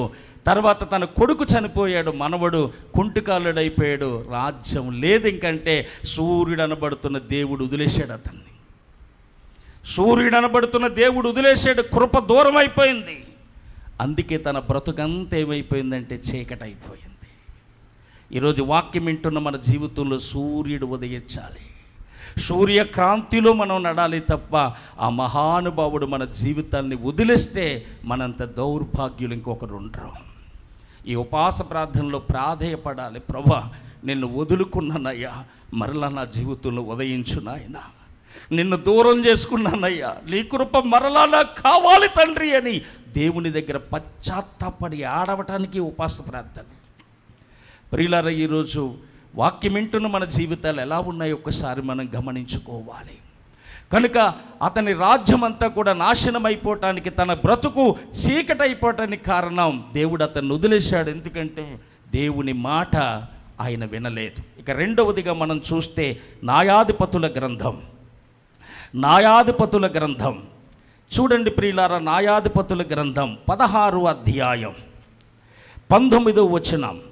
ఆమె తన తొడ మీద అతన్ని నిద్రబుచ్చి ఒక మనుషుణ్ణి పిలిపించి వాని చేత అతని తల మీద 7 జడలను క్షవరము చేయించి అతని బాధించుట మొదలుపెట్టెను. అప్పుడు అతనిలో నుండి బలము తొలగిపోయెను. ఆమె సంసోను, ఫిలిష్తీయులు నీ మీద పడుచున్నారనగా అతని నిద్ర మేలుకొని ఎప్పటి వలె నేను బయలుదేరి విడజిమ్ముకొందుననుకొనెను. అయితే యెహోవా తనని ఎడబాసనని అతనికి తెలియలేదు. అబ్బబ్బబ్బబ్బా, దేవుడు అతన్ని ఎడబాసాడని, వదిలేశాడని, వెళ్ళిపోయాడని తెలియలేదట. ఎంత దరిద్రమైన స్థితిలో ఉన్నాడో చూడండి. ఎవరైనా సంసోను చేతులెత్తి గట్టిగా స్తోత్రం చెప్పండి. చెప్పాలి గట్టిగా. ఏమండి, సంసోను వరపుత్రుడు ఒక విధంగా, ఫిలిస్తీన్ల చేతిలోంచి ఇశ్రాయేలుని విడిపించడానికి దేవుడు ఏర్పాటు చేసుకున్న సాధనం. తల్లితో చెప్పాడు, ఆమె గర్భాన్నతన పడగానే నువ్వు అసలు మద్యం కూడా సేవించడానికి లేదు, పవిత్రంగా పరిశుద్ధంగా నాజీరుడిగా పెంచాలని చెప్పేశాడు. అలాగ పెరిగినటువంటి ఈయన ఎంత బలవంతుడంటే 300 నక్కలను పట్టుకొని తోక గట్టి దివిటి వెలిగించి వదిలేసాడట. మన కుక్కను మనం పట్టుకోలేం, మన కుక్కే వదిలేస్తే మనకు దొరకదు. 300 నక్కలను పట్టుకున్నాడట. ఏంటి 300 నక్కలు ఎందుకు పట్టుకున్నాడు? 300 నక్కలు పట్టుకుని వదిలేశాడట. ఏమండి, తర్వాత గాడిద యొక్క దవడ ఎముక తీసి 1000 మందిని చంపేశాడట. పెద్ద పెద్ద గేట్లు అట్టుకెళ్ళి ఎర్రంతుని గడ పాడేసి వెళ్ళిపోయాడట. ఎంత బలవంతుడో చూడండి, ఎంత బలవంతుడు. దెలీలా అనే అమ్మాయి ఒళ్ళో పడుకున్నాడు, దేవుళ్ళు లేచి వెళ్ళిపోయాడు అంతే. అమ్మాయి ఒళ్ళో పడుకోగానే వెళ్ళిపోయాడు అంతే. ఎలక చచ్చిపోయిన కొంపలో మనమే కాపురం ఉంటామా? మరి చెడిపోయిన మన హృదయంలో ఆయన ఎందుకు ఉంటాడు? పాడైపోయిన మన బ్రతుకుల్లో ఆయన ఎందుకు ఉంటాడో? లేచి వెళ్ళిపోతాడు. చాలామందిని దేవుడు వదిలేశాడు. చాలామంది దగ్గర నుంచి ఆ మహిమ వెళ్ళిపోయింది, చాలామంది దగ్గర నుంచి ఆ కృప వెళ్ళిపోయింది, ఆ బలం వెళ్ళిపోయిందని తెలుసు కానీ ఒప్పుకోం. వెళ్ళిపోయిందని తెలుసు, వెళ్ళిపోయిందని నీకు తెలియదా? ఎందుకు వెళ్ళిపోయిందో తెలియదా? ఎక్కడ వెళ్ళిపోయిందో తెలియదా? తెలుసు మనకి, ఒప్పుకోం. ఇంకా మేకపోతే గాంభీర్యం చూపిస్తూ ఉంటాం. వెళ్ళిపోయిందని తెలిసినా సరే ఉన్నట్లుగా నటిస్తుంటాం. వెళ్ళిపోయింది. కారణం దెలీలా ఒళ్ళో ఆయన తొడ మీద పడుకోబెట్టింది ఆవిడంతే. హాయిగా పడుకున్నాడు. నేను సేవకుణ్ణి, నేను సింహాన్ని చీల్చిన బలవంతుణ్ణి, గాడిద ఎముకతో 1000 మందిని చంపగల సత్తా కలిగిన వాడిని, పెద్ద పెద్ద గేట్లు 300 నక్కలను పట్టుకున్నాను, అంత బలవంతుణ్ణి. ఇలా వెళ్తే బలహీనుని అయిపోతానని అనుకోలేదండి. వెంటనే లేచి వెళ్ళిపోయాడు. వెంటనే ఎంత బలహీనుడంటే సంఖ్యలు వేశారు, 2 గుడ్లు పీకేశారు, తిరగలు కట్టి గాను విసిరించారు. సంసోను పేరెత్తితే పరిగెత్తవలసిన శత్రువుల దగ్గరికి వచ్చి క్యాండ్రకిని చూసి పిడిగుద్దులు గుద్ది ఈడినా సంసోనని హేళన చేస్తున్నారు. తీసుకెళ్ళి దేవతా గుళ్ళో కట్టేశారు. కట్టేసినప్పుడు బలహీనుడైపోయి నిస్సహాయ స్థితిలో ఉండిపోయాడు. దానికి కారణం ఏంటంటే, మీరు అధ్యాయాలు చదివితే సంసోను అన్ని బాగానే ఉంటాడు కానీ ఒక స్త్రీల విషయంలో సరిగా ఉండడు. ఆయన ఒకత్తని చూశాను. నాకు చదువుతున్నప్పుడు ఒళ్ళు మండిపోయింది. గతమాను చూడటమనేటి పని. ఒకత్తని చూసాను, ఒకసారి చూసినప్పుడు మన మనస్సు తప్పు అని అనిపించేట్టుగా. కొంతమంది వాత వేయబడిన మనస్సాక్షి అట. ఆ మనస్సాక్షి కుష్ఠరోగికి స్పర్శ ఉండదు, ఆత్మీయ కుష్ఠరోగం ఉంటుంది. కొంతమందికి ఇంకా స్పర్శ ఉండదు, గుచ్చుకోదు వాక్యం. అందుకని ఇంకా చూసాను అందరం ఇంకా చూసేస్తున్నాడు. వీడు చూసేస్తుంటే ఏం చేస్తుంది? అలా చూశాడు, సడన్గా మెల్ట్ అయిపోయాడు, చివరికి బలహీనుడైపోయాడు. తన జీవితంలోంచి దేశయ్య లేచి వెళ్ళిపోయాడు. కానీ ఒక మంచి మాట అక్కడ ఉంది, గుడ్లు పీకేసిన డొలపుల్లోంచి శమాయింపు వస్తుందట. నీ పరిశుద్ధతను పాడు చేసుకున్నాను, నీతిని పాడు చేసుకున్నాను, యథార్థత పాడు చేసుకున్నాను, పిలుపును పాడు చేసుకున్నాను. ప్రభువా, నిన్ను అడగటానికి నాకు ధైర్యం లేదు, ఈ ఒక్కసారి నన్ను బలపరచని ప్రాధేయపడితే ఆ టైంలో కూడా నా దేవుడు బలపరిచాడట. చేతులెత్తి స్తోత్రం చెబుతాం. ఆ టైంలో కూడా బలపరిచాడటండి. అంత మంచి దేవుడు మనకు కలిగి ఉన్న దేవుడు. ఇప్పుడు సంసోను జీవితం ఏమైపోయింది చెప్పండి? చీకటి అయిపోయింది. సౌలు జీవితం ఏమైపోయింది చెప్పండి? చీకటి. అదొక ఆకాశం, ఇది ఆకాశం. ఆకాశం అనబడుతున్న వారి జీవితాలు చీకటి అయిపోయింది. కారణం, సూర్యుడు లేడు. మనం కూడా దేవుని మాట వినకపోతే, మనం కూడా శరీర కార్యాలకు చోటివ్వగలిగితే మన జీవితాలు కూడా చీకటి అయిపోతాయి. ఆయన స్త్రీకి చోటిచ్చాడు, ఒకవేళ మనం డబ్బుకు చోటిస్తున్నామేమో, లేకపోతే బంగారానికి చోటిస్తున్నామేమో, లేకపోతే అబద్ధాలకు చోటిస్తున్నామేమో, దొంగతనాలకు చోటిస్తున్నామేమో. ఆ స్త్రీ, నేను స్త్రీ ఒళ్ళో పడుకోనండి అనుకుంటున్నావేమో, ధనమనే ఒళ్ళో పడుకుంటున్నావేమో, ధనాపేక్ష. లేకపోతే నీకు ఇంకా ఏమేమి అలవాట్లు, ఏమేమి వాటి మీద పిచ్చుందో దాని మీద నువ్వు ఉన్నావేమో ఒక్కసారి ఆలోచన చేసుకొని మనల్ని మనం సరి చేసుకోగలిగితే ఆ నీతి సూర్యుడు మరలా మనకు ఉదయిస్తాడు. చీకటి కమ్మిన మన బ్రతుకులను వెలుగుమయంగా చేస్తాడు ఆయన. కనుక సూర్యుడు లేడు, ఆకాశం చీకటి అయిపోయింది. సూర్యుడు అనగా దేవుడు, సూర్యుడు అనగా దేవుడు. రెండు, చంద్రుడు. రెండవదిగా చంద్రుడు. ఎవరి చంద్రుడు అని మనం చూస్తే యోసేపు అనబడుతున్న ఆయనకు ఒక దర్శనం వచ్చింది. ఏమిటా దర్శనం అంటే, సూర్య చంద్ర నక్షత్రాలు నాకు సాగిలు పడ్డాయని చెప్తాడు. అప్పుడు తండ్రి అయిన యాకోబు అంటాడు, అంటే అర్థం ఏంటి? నేను మీ అమ్మ మీ అన్నయ్యలు నీకు సాగిలు పడతామా అన్నాడు. అంటే సూర్యుని నేను, చంద్రుడు మీ అమ్మ అని తల్లితో పోల్చాడు. అక్కడ సంఘం స్త్రీతో పోల్చబడింది కనుక చంద్రుడు అనగా సంఘానికి సూచన. చంద్రుడు అనబడుతున్న సంఘం మనకు ఉండాలి, లేకపోతే మన జీవితం చీకటైపోద్ది. సంఘం మన కోసం ఉపవాసం ఉంటుంది, సంఘం మన కోసం ప్రార్థన చేస్తుంది, సంఘం మనల్ని పరామర్శిస్తుంది, సంఘం మనకి చెయ్యూతనిస్తుంది. కనుక ఆ సంఘానికి కట్టుబడి ఉండాలి. కానీ ఈరోజు సంఘానికి కట్టుబడే వాళ్ళు ఎంతమంది? సంఘాన్ని తీసుకెళ్ళి రోడ్డు మీద అమ్మేసే వాళ్ళు ఎంతమంది? రోడ్డు మీద అమ్మేస్తారు. మా సంఘం అండి, మా సంఘములో అభిషేకం ఉంది, మా సంఘములో సత్యవాక్యం ఉంది, మా సంఘానికి వస్తే ఎవరు వదలం, జాగ్రత్తగా చూసుకుంటాం అంటాం మానేసి ఏమంటారు? మా సంఘానికి వద్దులే, మా సంఘానికి వద్దులే, ఏదైనా సంఘానికి వెళ్ళిపో, ఇక్కడికి వద్దు, మేమే వెళ్ళి అనవసరంగా బాధపడుతున్నాం అంటారు. వెళ్ళు. ఎంత తప్పండి అది. ఏం బాధపడుతున్నావు? ఒకప్పుడు నీ బాధ, నీ కష్టం, నీ కన్నీరు చూసి సేవకుడిని పంపి నీకన్నీ అటు నుంచి విడుదల పొంది నిన్ను ఈరోజు ఆత్మీయంగా పెంచుతుంటే ఆయన మీద లేనిపోయిన మాటలు చెప్తాం. మా సేవకుడు ఎలాగండి, ఒకప్పుడు చాలా బాగుండేవాడండి, ఇప్పుడు ఏమొచ్చినాయి? కొమ్ములు వచ్చినాయా? ఏమొచ్చినాయి? అలా సేవకుడికి తీర్పు తీర్చడానికి నువ్వెవరో? ఆయన తీరుస్తాడట. ఏం చేయాలని ఆయన చేతిలో ఉందట. నువ్వెవడో? సేవకుడి మీద లేనిపోయినవి చెప్పేస్తాం. ఒక ఆయన మొన్న ఈ మధ్య ఓ దైవజనుడు అన్నాడు, బయటికి వెళ్ళి 100 చెప్తావు కదా నీ సేవకుడి మీద లేనిపోయి, ఆ సేవకుడే మోకాళ్ళు వేసి నాన్న నన్ను ఎలా అనుకుంటున్నారని 4 చెప్తే భూమికి భారం ఉంటుంది కదా అన్నాడు.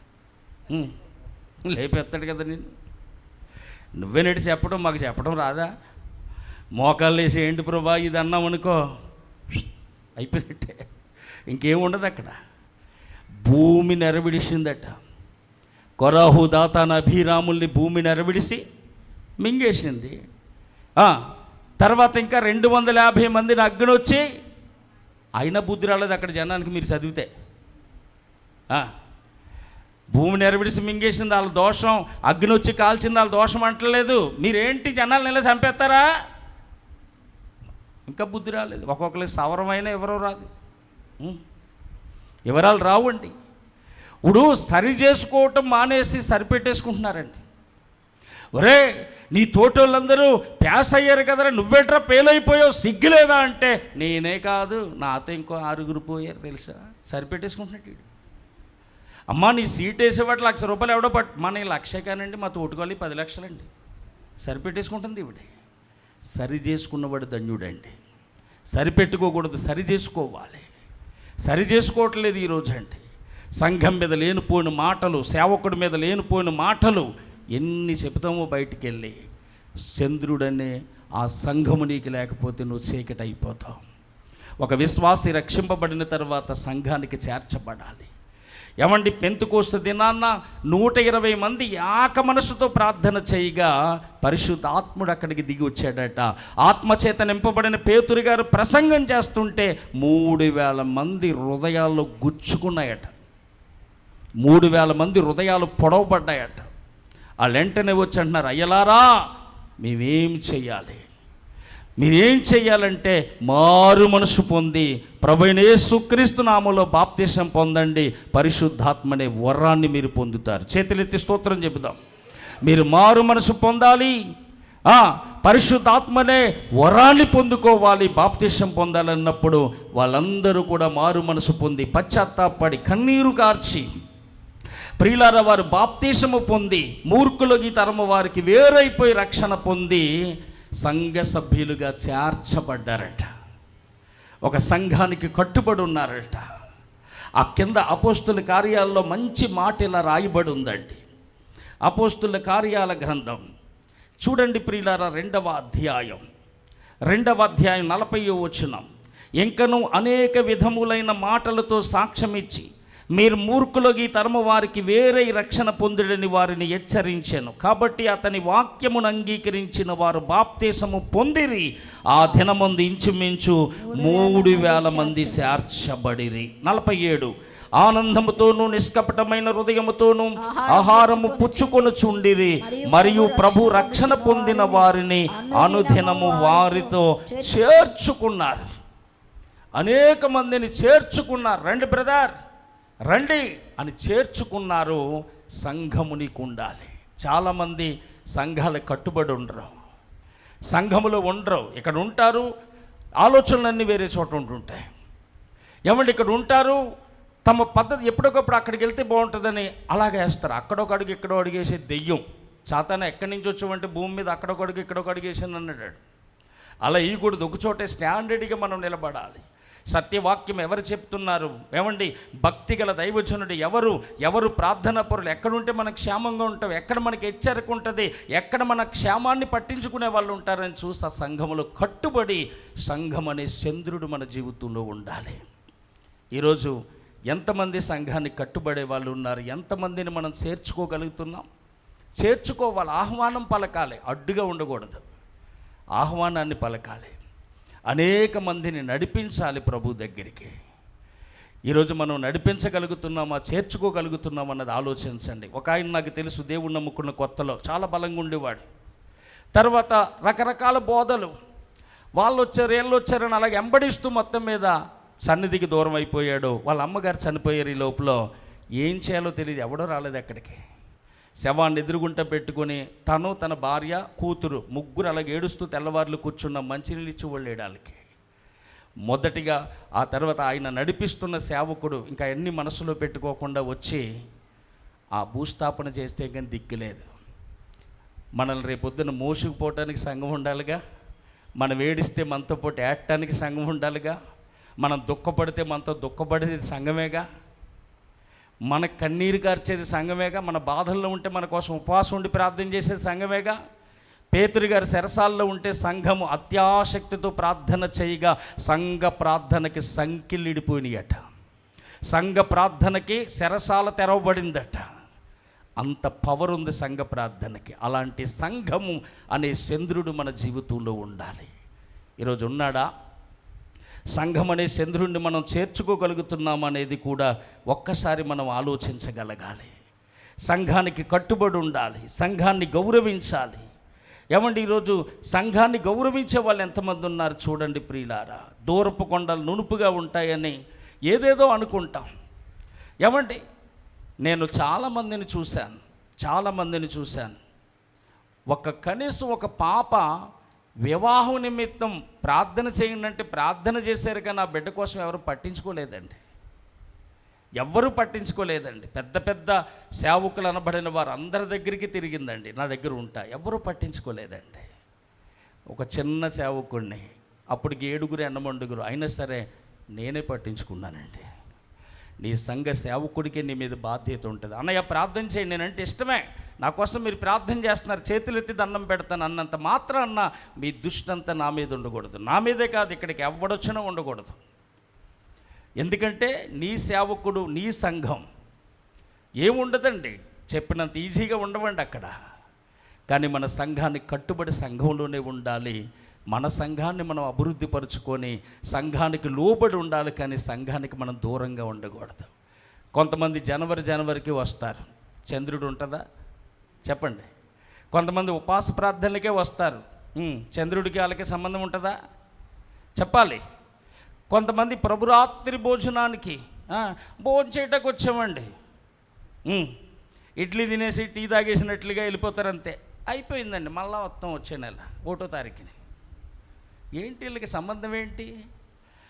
నేను ఒక ఆవిడ అలాగే వస్తుంది నా దగ్గరికి, ఆవిడతో చెప్పేసాను, ఎప్పుడు చెప్తాను నేను, నువ్వు ఇలాగొచ్చినంత మాత్రం రేపు పొద్దు నీకు ఏం జరిగింది నేను రాని చెప్పేస్తాను. ఎందుకంటే నీళ్ళు కనీసం ప్రతి వారం వచ్చి సంఘానికి లోబడాలి, సంఘంలో పరిచర్య చేయాలి, సంఘంలో మనం తగ్గించుకోవాలి, సంఘ అవసరాల అక్కరతలు చూడాలి, సంఘ బాధ్యత కలిగిన వారిగా మనం ఉండాలి. అలా ఉండగలిగితేనేనండి, ఉండకపోతే సంఘం మన కోసం ఉండదండి. కనుక సంఘం అనే చంద్రుణ్ణి కలిగి ఉండాలి. ఆ చంద్రుణ్ణి వదిలేసినప్పుడు తన జీవితం ఏమైపోద్దంటే చీకటి. ఆ చంద్రుడిని వదిలేసినప్పుడు, ఆ చంద్రుడు కూడా లేనప్పుడు ఆ ఆకాశం అనబడుతున్న శ్వాస జీవితం చీకటి అయిపోద్ది. ఇక మూడవదిగా వెలుగునిచ్చేది ఏంటంటే నక్షత్రం. ఎవరి నక్షత్రం అని మనం చూస్తే కొన్ని మాటలు చదువుదాం చూడండి. ప్రకటన గ్రంథము దేవుని వాక్యములో నుండి ప్రకటన గ్రంథము 1:20 చదువుదాం. 1:20. వీటి వెంట కలుగుబో అతని అనగా నా కుడి చేతిలో నీవు చూసిన 7 నక్షత్రాలు, నా కుడి చేతిలో నీవు చూసిన 7 నక్షత్రములు గూర్చిన మర్మం, ఆ 7 సువర్ణ దీప స్తంభముల సంగతియు ఆ 7 నక్షత్రములు 7 సంఘములో దూతలు, 7 సంఘాలకు దూతలట. చేతులెత్తి స్తోత్రం చెప్పండి. 7 నక్షత్రాలు 7 సంఘాలకు దూతలట. ఏమండి, దేవుని మాటలు చాలా శ్రద్ధగా వినకపోతే రేపొద్దున్న చాలా డేంజర్ ఉంది. ఇప్పుడు ధనవంతుడు లాజరు ఉన్నారు. ధనవంతుడు మాట వినలేదు, దరిద్రుడైన లాజరు తింటాక లేకపోయినా మాట విన్నాడు. అందుకే ఆయన ఎక్కడికి వెళ్ళాడు? పరదేశికి వెళ్ళి అబ్రహాం రొమ్మున ఆనుకున్నాడు. ధనవంతుడు వెళ్ళలేదు కనుక ఎక్కడికి వెళ్ళాడు? వీళ్ళిద్దరి మధ్యన ఒక పాట ఉంటుందండి, నేను ఎప్పుడో కొద్దిగా రాసుకున్నాను, పాడదాం అందరూ కలిసి ఒకసారి. ఈ ధనవంతుడు పాతాళంలో ఉండి అంటున్నాడట, దేవా పెట్టిలో నగలన్నీ పెట్టిలో ఉన్నాయి నావనుకున్నాను దేవా, అక్క అడిగిన గాని చెల్లి అడిగిన గాని ఇవ్వలేదు దేవా, ఎన్నడూ నీ పురము రాననుకున్నాను నీ దరికి చేర్చుకో దేవా, ఎన్నడూ నాకు మరణం రాదనుకున్నాను నీ దరికి చేర్చుకో దేవా, దేవా పెట్టిలో నగలన్నీ పెట్టిలో ఉన్నాయి నావనుకున్నాను దేవా, అక్క అడిగిన గాని చెల్లి అడిగిన గాని ఇవ్వలేదు దేవా, ఎన్నడూ నాకు మరణం రాదనుకున్నాను నీ దరికి చేర్చుకో దేవా, ఎన్నడూ నీ పురము రాననుకున్నాను నీ దరికి చేర్చుకో దేవా, పాపీ నీకు నాకు చాలా దూరంగా ఉండాలి, నా యొద్ద చోట్లేదు పాపి, బగబగ మండే అగ్నిగుండము నీకు గతియాయేను పాపి, బగబగ మండే అగ్నిగుండము నీకు గతియాయేను పాపి. చెప్పకూడదు. ఓ పాపాత్ముడు నరకాగ్నిలో ఉండి మొర్ర పెడుతున్న వాడికి యేసయ్యకి మధ్యన జరిగిన సంఘటన పాట.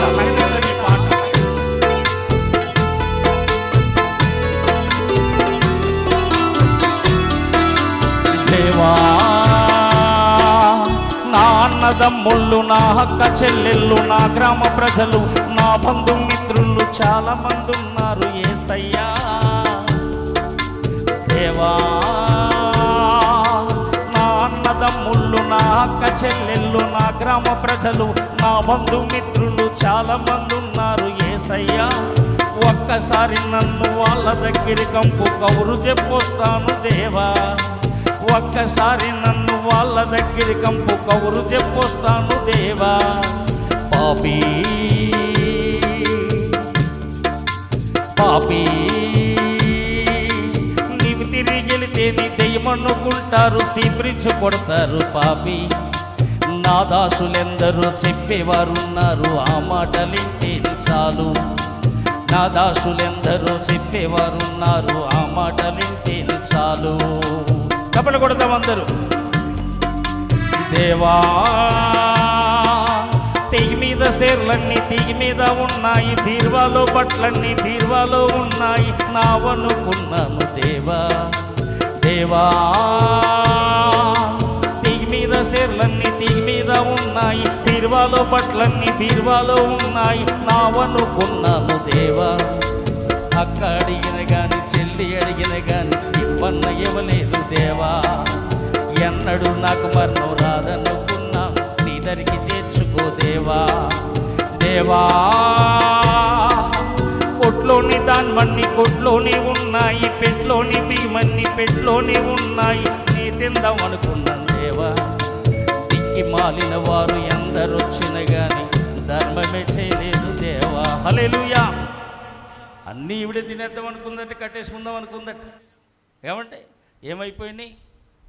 అప్పుడు దాకా ఎందుకండి ఈ మధ్య నైటీలు పిచ్చి అట్టుకొని పట్టు చీరలు కట్టడం మానేశారు. అప్పుడప్పుడు కడదామంటే పీకిపోతున్నాయి అవి, తీత్తేగా పెట్టులోంచి. అన్ని నైటీలే కదా, ఇంకా ఏది వచ్చినా ఎవరినైనా పెళ్లి కొడుకుని చేసినా నైటీ దూచేస్తున్నారు అక్కడికి. పెళ్లి కొడుకుని చేసినా ఎంత దరిద్రం అండి.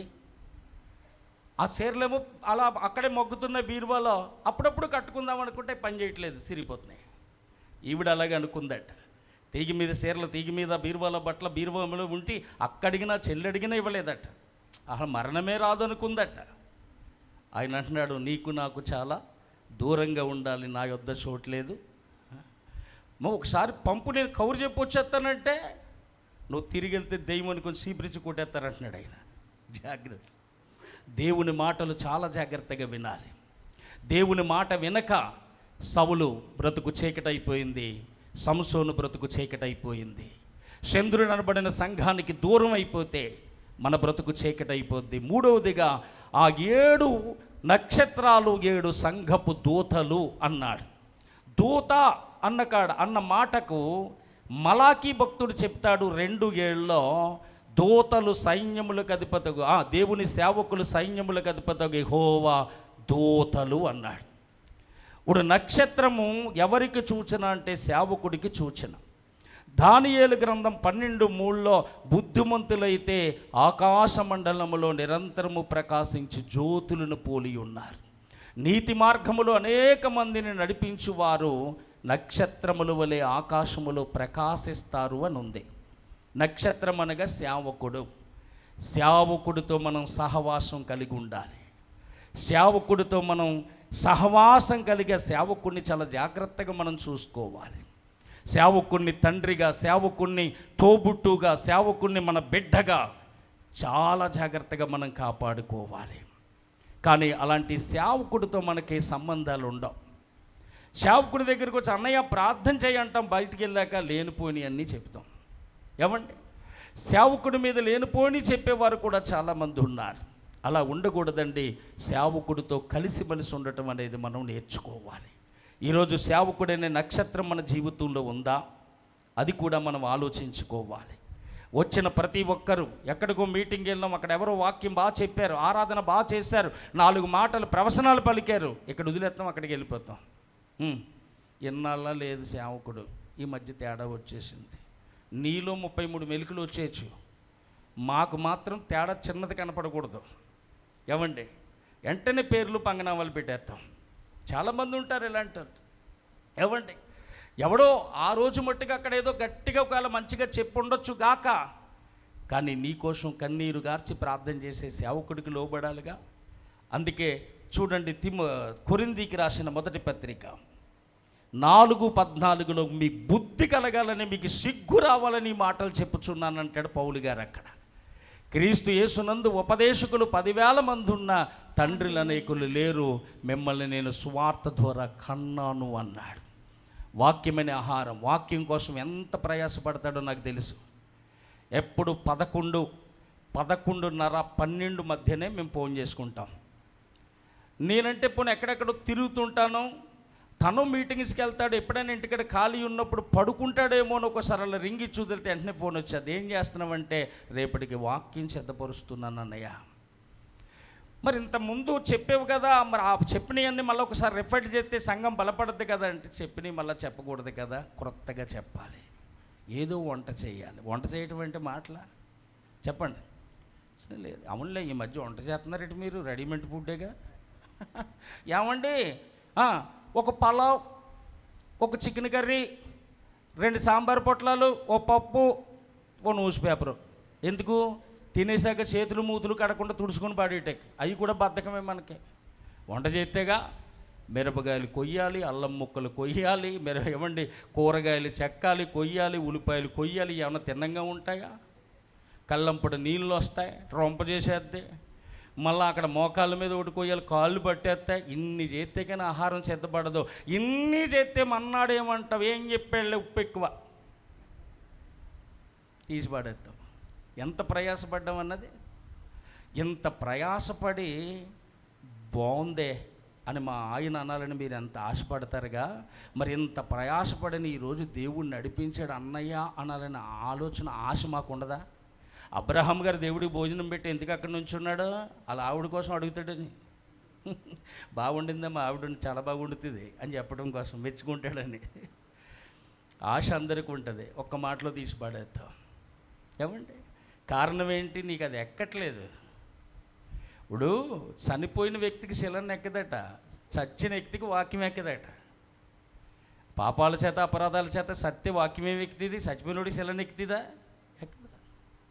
ఈరోజు ఆ స్థితిలో ఉన్నారు చాలామంది. ఉపదేశకులు 10,000 మంది. ఏమంటే ఒక్క అరగంట ఆరాధన మేము చేయలేమా? మేము చేయలేము. మాకు టైం ఉంటుంది.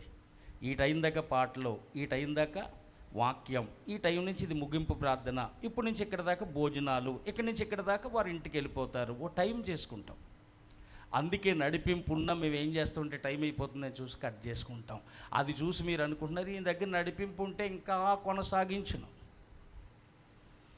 పిలవబడిన వారు వాళ్ళకేం పోయిందో వాళ్ళు ఉంటారు, వెళ్ళిపోతారు. కొద్దిగా ఆలస్యం అయితే మన్నాడు మీరు రారు. అందుకని వాళ్ళే గొప్పగా కనపడుతున్నారు మనకి. ఏముండవమ్మా, దగ్గరికి వెళ్తే బండారాలు తేలిపోతాయి, ఏముండవు. మీరేదో అనుకుంటున్నారు, అలాగే ఎప్పుడు అనుకోవద్దు. తండ్రి ఎప్పుడు తండ్రే, తల్లి ఎప్పుడు తల్లే. మీకోసం ఏడ్చి కన్నీరు కార్చేవాడు కనుక ఆ వెలుతురు మన జీవితంలో ఉండాలి. చూడండి ఎప్పుడు ఉంటుంది. ఎబ్రీ పత్రిక 13:17 మీ పైన నాయకులుగా ఉన్నవారు లెక్కప్ప చెప్పవలసిన వారు వలె మీ ఆత్మలను కాయుచున్నారు. దుఃఖముతో వారు ఆ పని చేస్తే మీకు నిష్ప్రయోజనము గనుక దుఃఖముతో కాక ఆనందముతో చేయనట్లు వారు మాట విని వారికి లోబడండి. నువ్వు లోబడినప్పుడు, మాటిన్నప్పుడే ఆ నక్షత్రం ప్రకాశిస్తుంది. ఆ ప్రకాశం అనే వెలుగు నీ మీద ఉదయిస్తుంది. నువ్వు మాట లేనప్పుడు, లోబడలేనప్పుడు, రోజు మమ్మల్ని ఏడిపింతుంటే ఏం వెలుగుతాం? పొద్దున్నుంచి అందరిదాకా కనపడినప్పుడల్లా కొట్టేస్తున్నాడు, అదే అలాగే ఎడుతున్నావు అంటున్నాడు. అలా ఉండి కొట్టే ఏడిసి అది అలాగే ఎడుతున్నాం. మరి కొట్టేస్తే ఏడపోతే నవ్వుతుందా? భలే కొట్టారండి, భలే తలిగి నేను నవ్వుతుందా? మీరు ఏడిపింతుంటే మేమేం ప్రకాశిస్తాం? మేము ప్రకాశించకపోతే మీ జీవితాలు చీకటే. కనుక మీరు ఆ మాట విని వారికి లోబడండి. ఎబ్రీ పత్రిక 13:7 ఏముంది? మీకు వాక్యము చెప్పిన వారు వారి జీవితాన్ని, ఆ ఫలాన్ని చూసి మీరు వారిని వెంబడించండి. వాక్యం చెప్పే వాళ్ళు ఉన్నారుగా, నాయకులు ఉన్నారు, వాళ్ళని వెంబడించండి. మీరు వారికి లోబడండి అని వాక్యం చెప్తుంది. అదే కాకుండా గలతీ 6:6లో వాక్యోపదేశం పొందువాడు ఉపదేశించి వానికి మంచి పదార్థాలన్నిటిలో భాగమియ్యవలను కదా అని వాక్యములో రాయబడింది. సేవకుడు ఎప్పుడు మనకి మేలండి. సేవకుడిని ఎవరు వదులుకోరండి. సేవకుడిని నమ్ముకొని పాడైపోయిన వాళ్ళు ఎవరు లేరండి. బాగుపడ్డ వాళ్ళే బైబిల్లో చాలామంది కనపడ్డారు.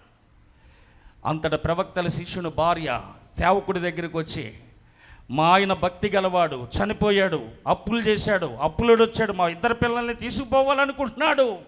అమ్మ, నా వలన నీకేం కావాలి? సహాయం కావాలి. నీ దగ్గర ఏముంది? ఒక నూనె కుండ మాత్రమే ఉంది, అది చాలమ్మా. ఎరువు పాత్రలు పుచ్చుకో, లోపలికి వెళ్ళి గడియ పెట్టి ఆ నూనె కొద్దిగా వేసి ప్రార్థన చేయి. దైవజనుడు మాట వింద గనుక కుండలు పొంగి పొర్లియండి. ఆ నూనె నిండిన తర్వాత వచ్చి, ఇక పాత్రలు లేవా, నూనె ఆగిపోయింది. ఆ నూనె అమ్మి అప్పులు తీర్చుకొని పిల్లల్ని నడిపించుకొని కతిమ నూనెతో నువ్వు నీ కుటుంబం బ్రతకమన్నాడు.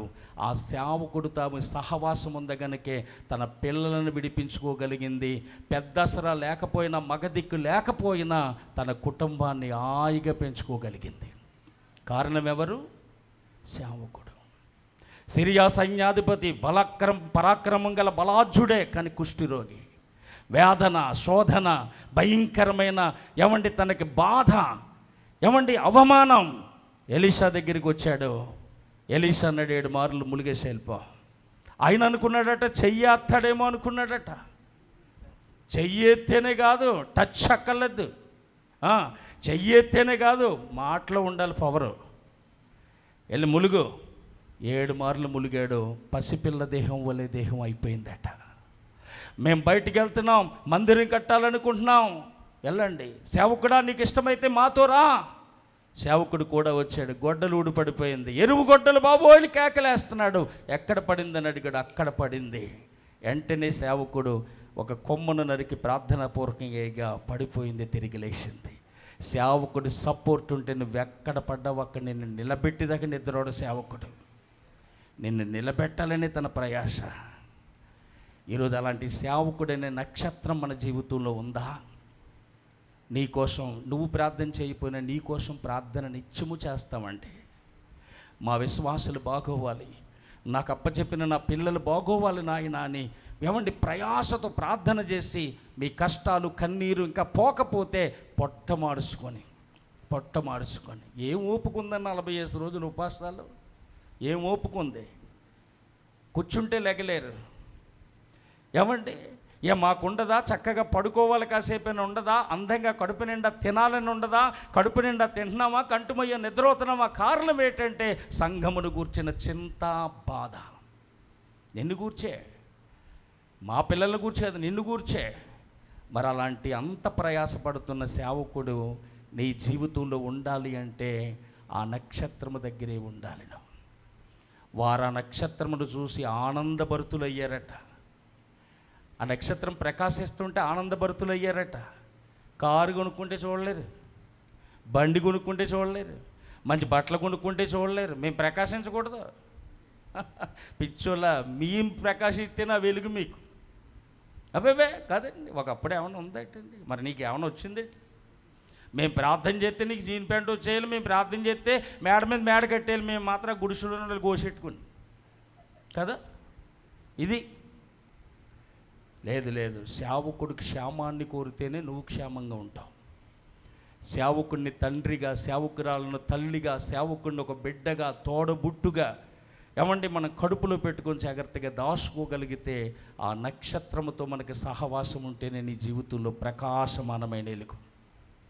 సేవకుడికి దూరం అయిపోయి ఈరోజు పతనం అయిపోయిన వాళ్ళు ఎంతోమంది నాకు తెలుసు.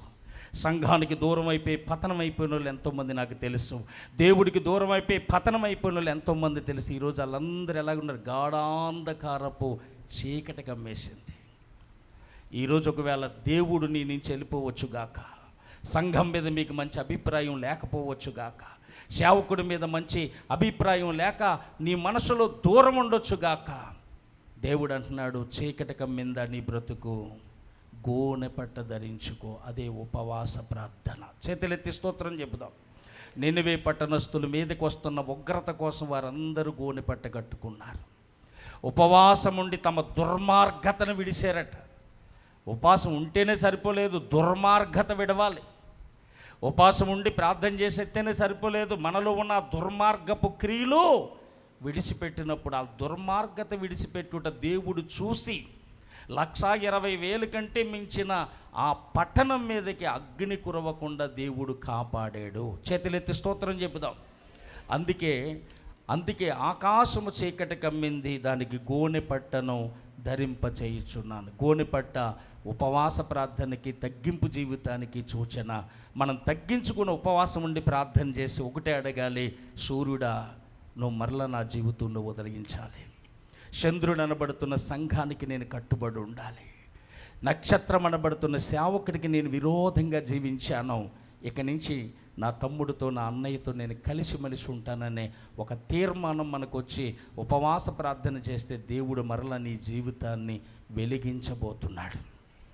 నీ జీవితంలో అలుముకొనున్న అప్పులనే చీకటి, అపనిందలనే చీకటి, అనారోగ్యమనే చీకటి, అవమానాలనే చీకటి దేవుడు ఉదయిస్తున్నప్పుడు పటాపంచలైపోతూ ఉంది.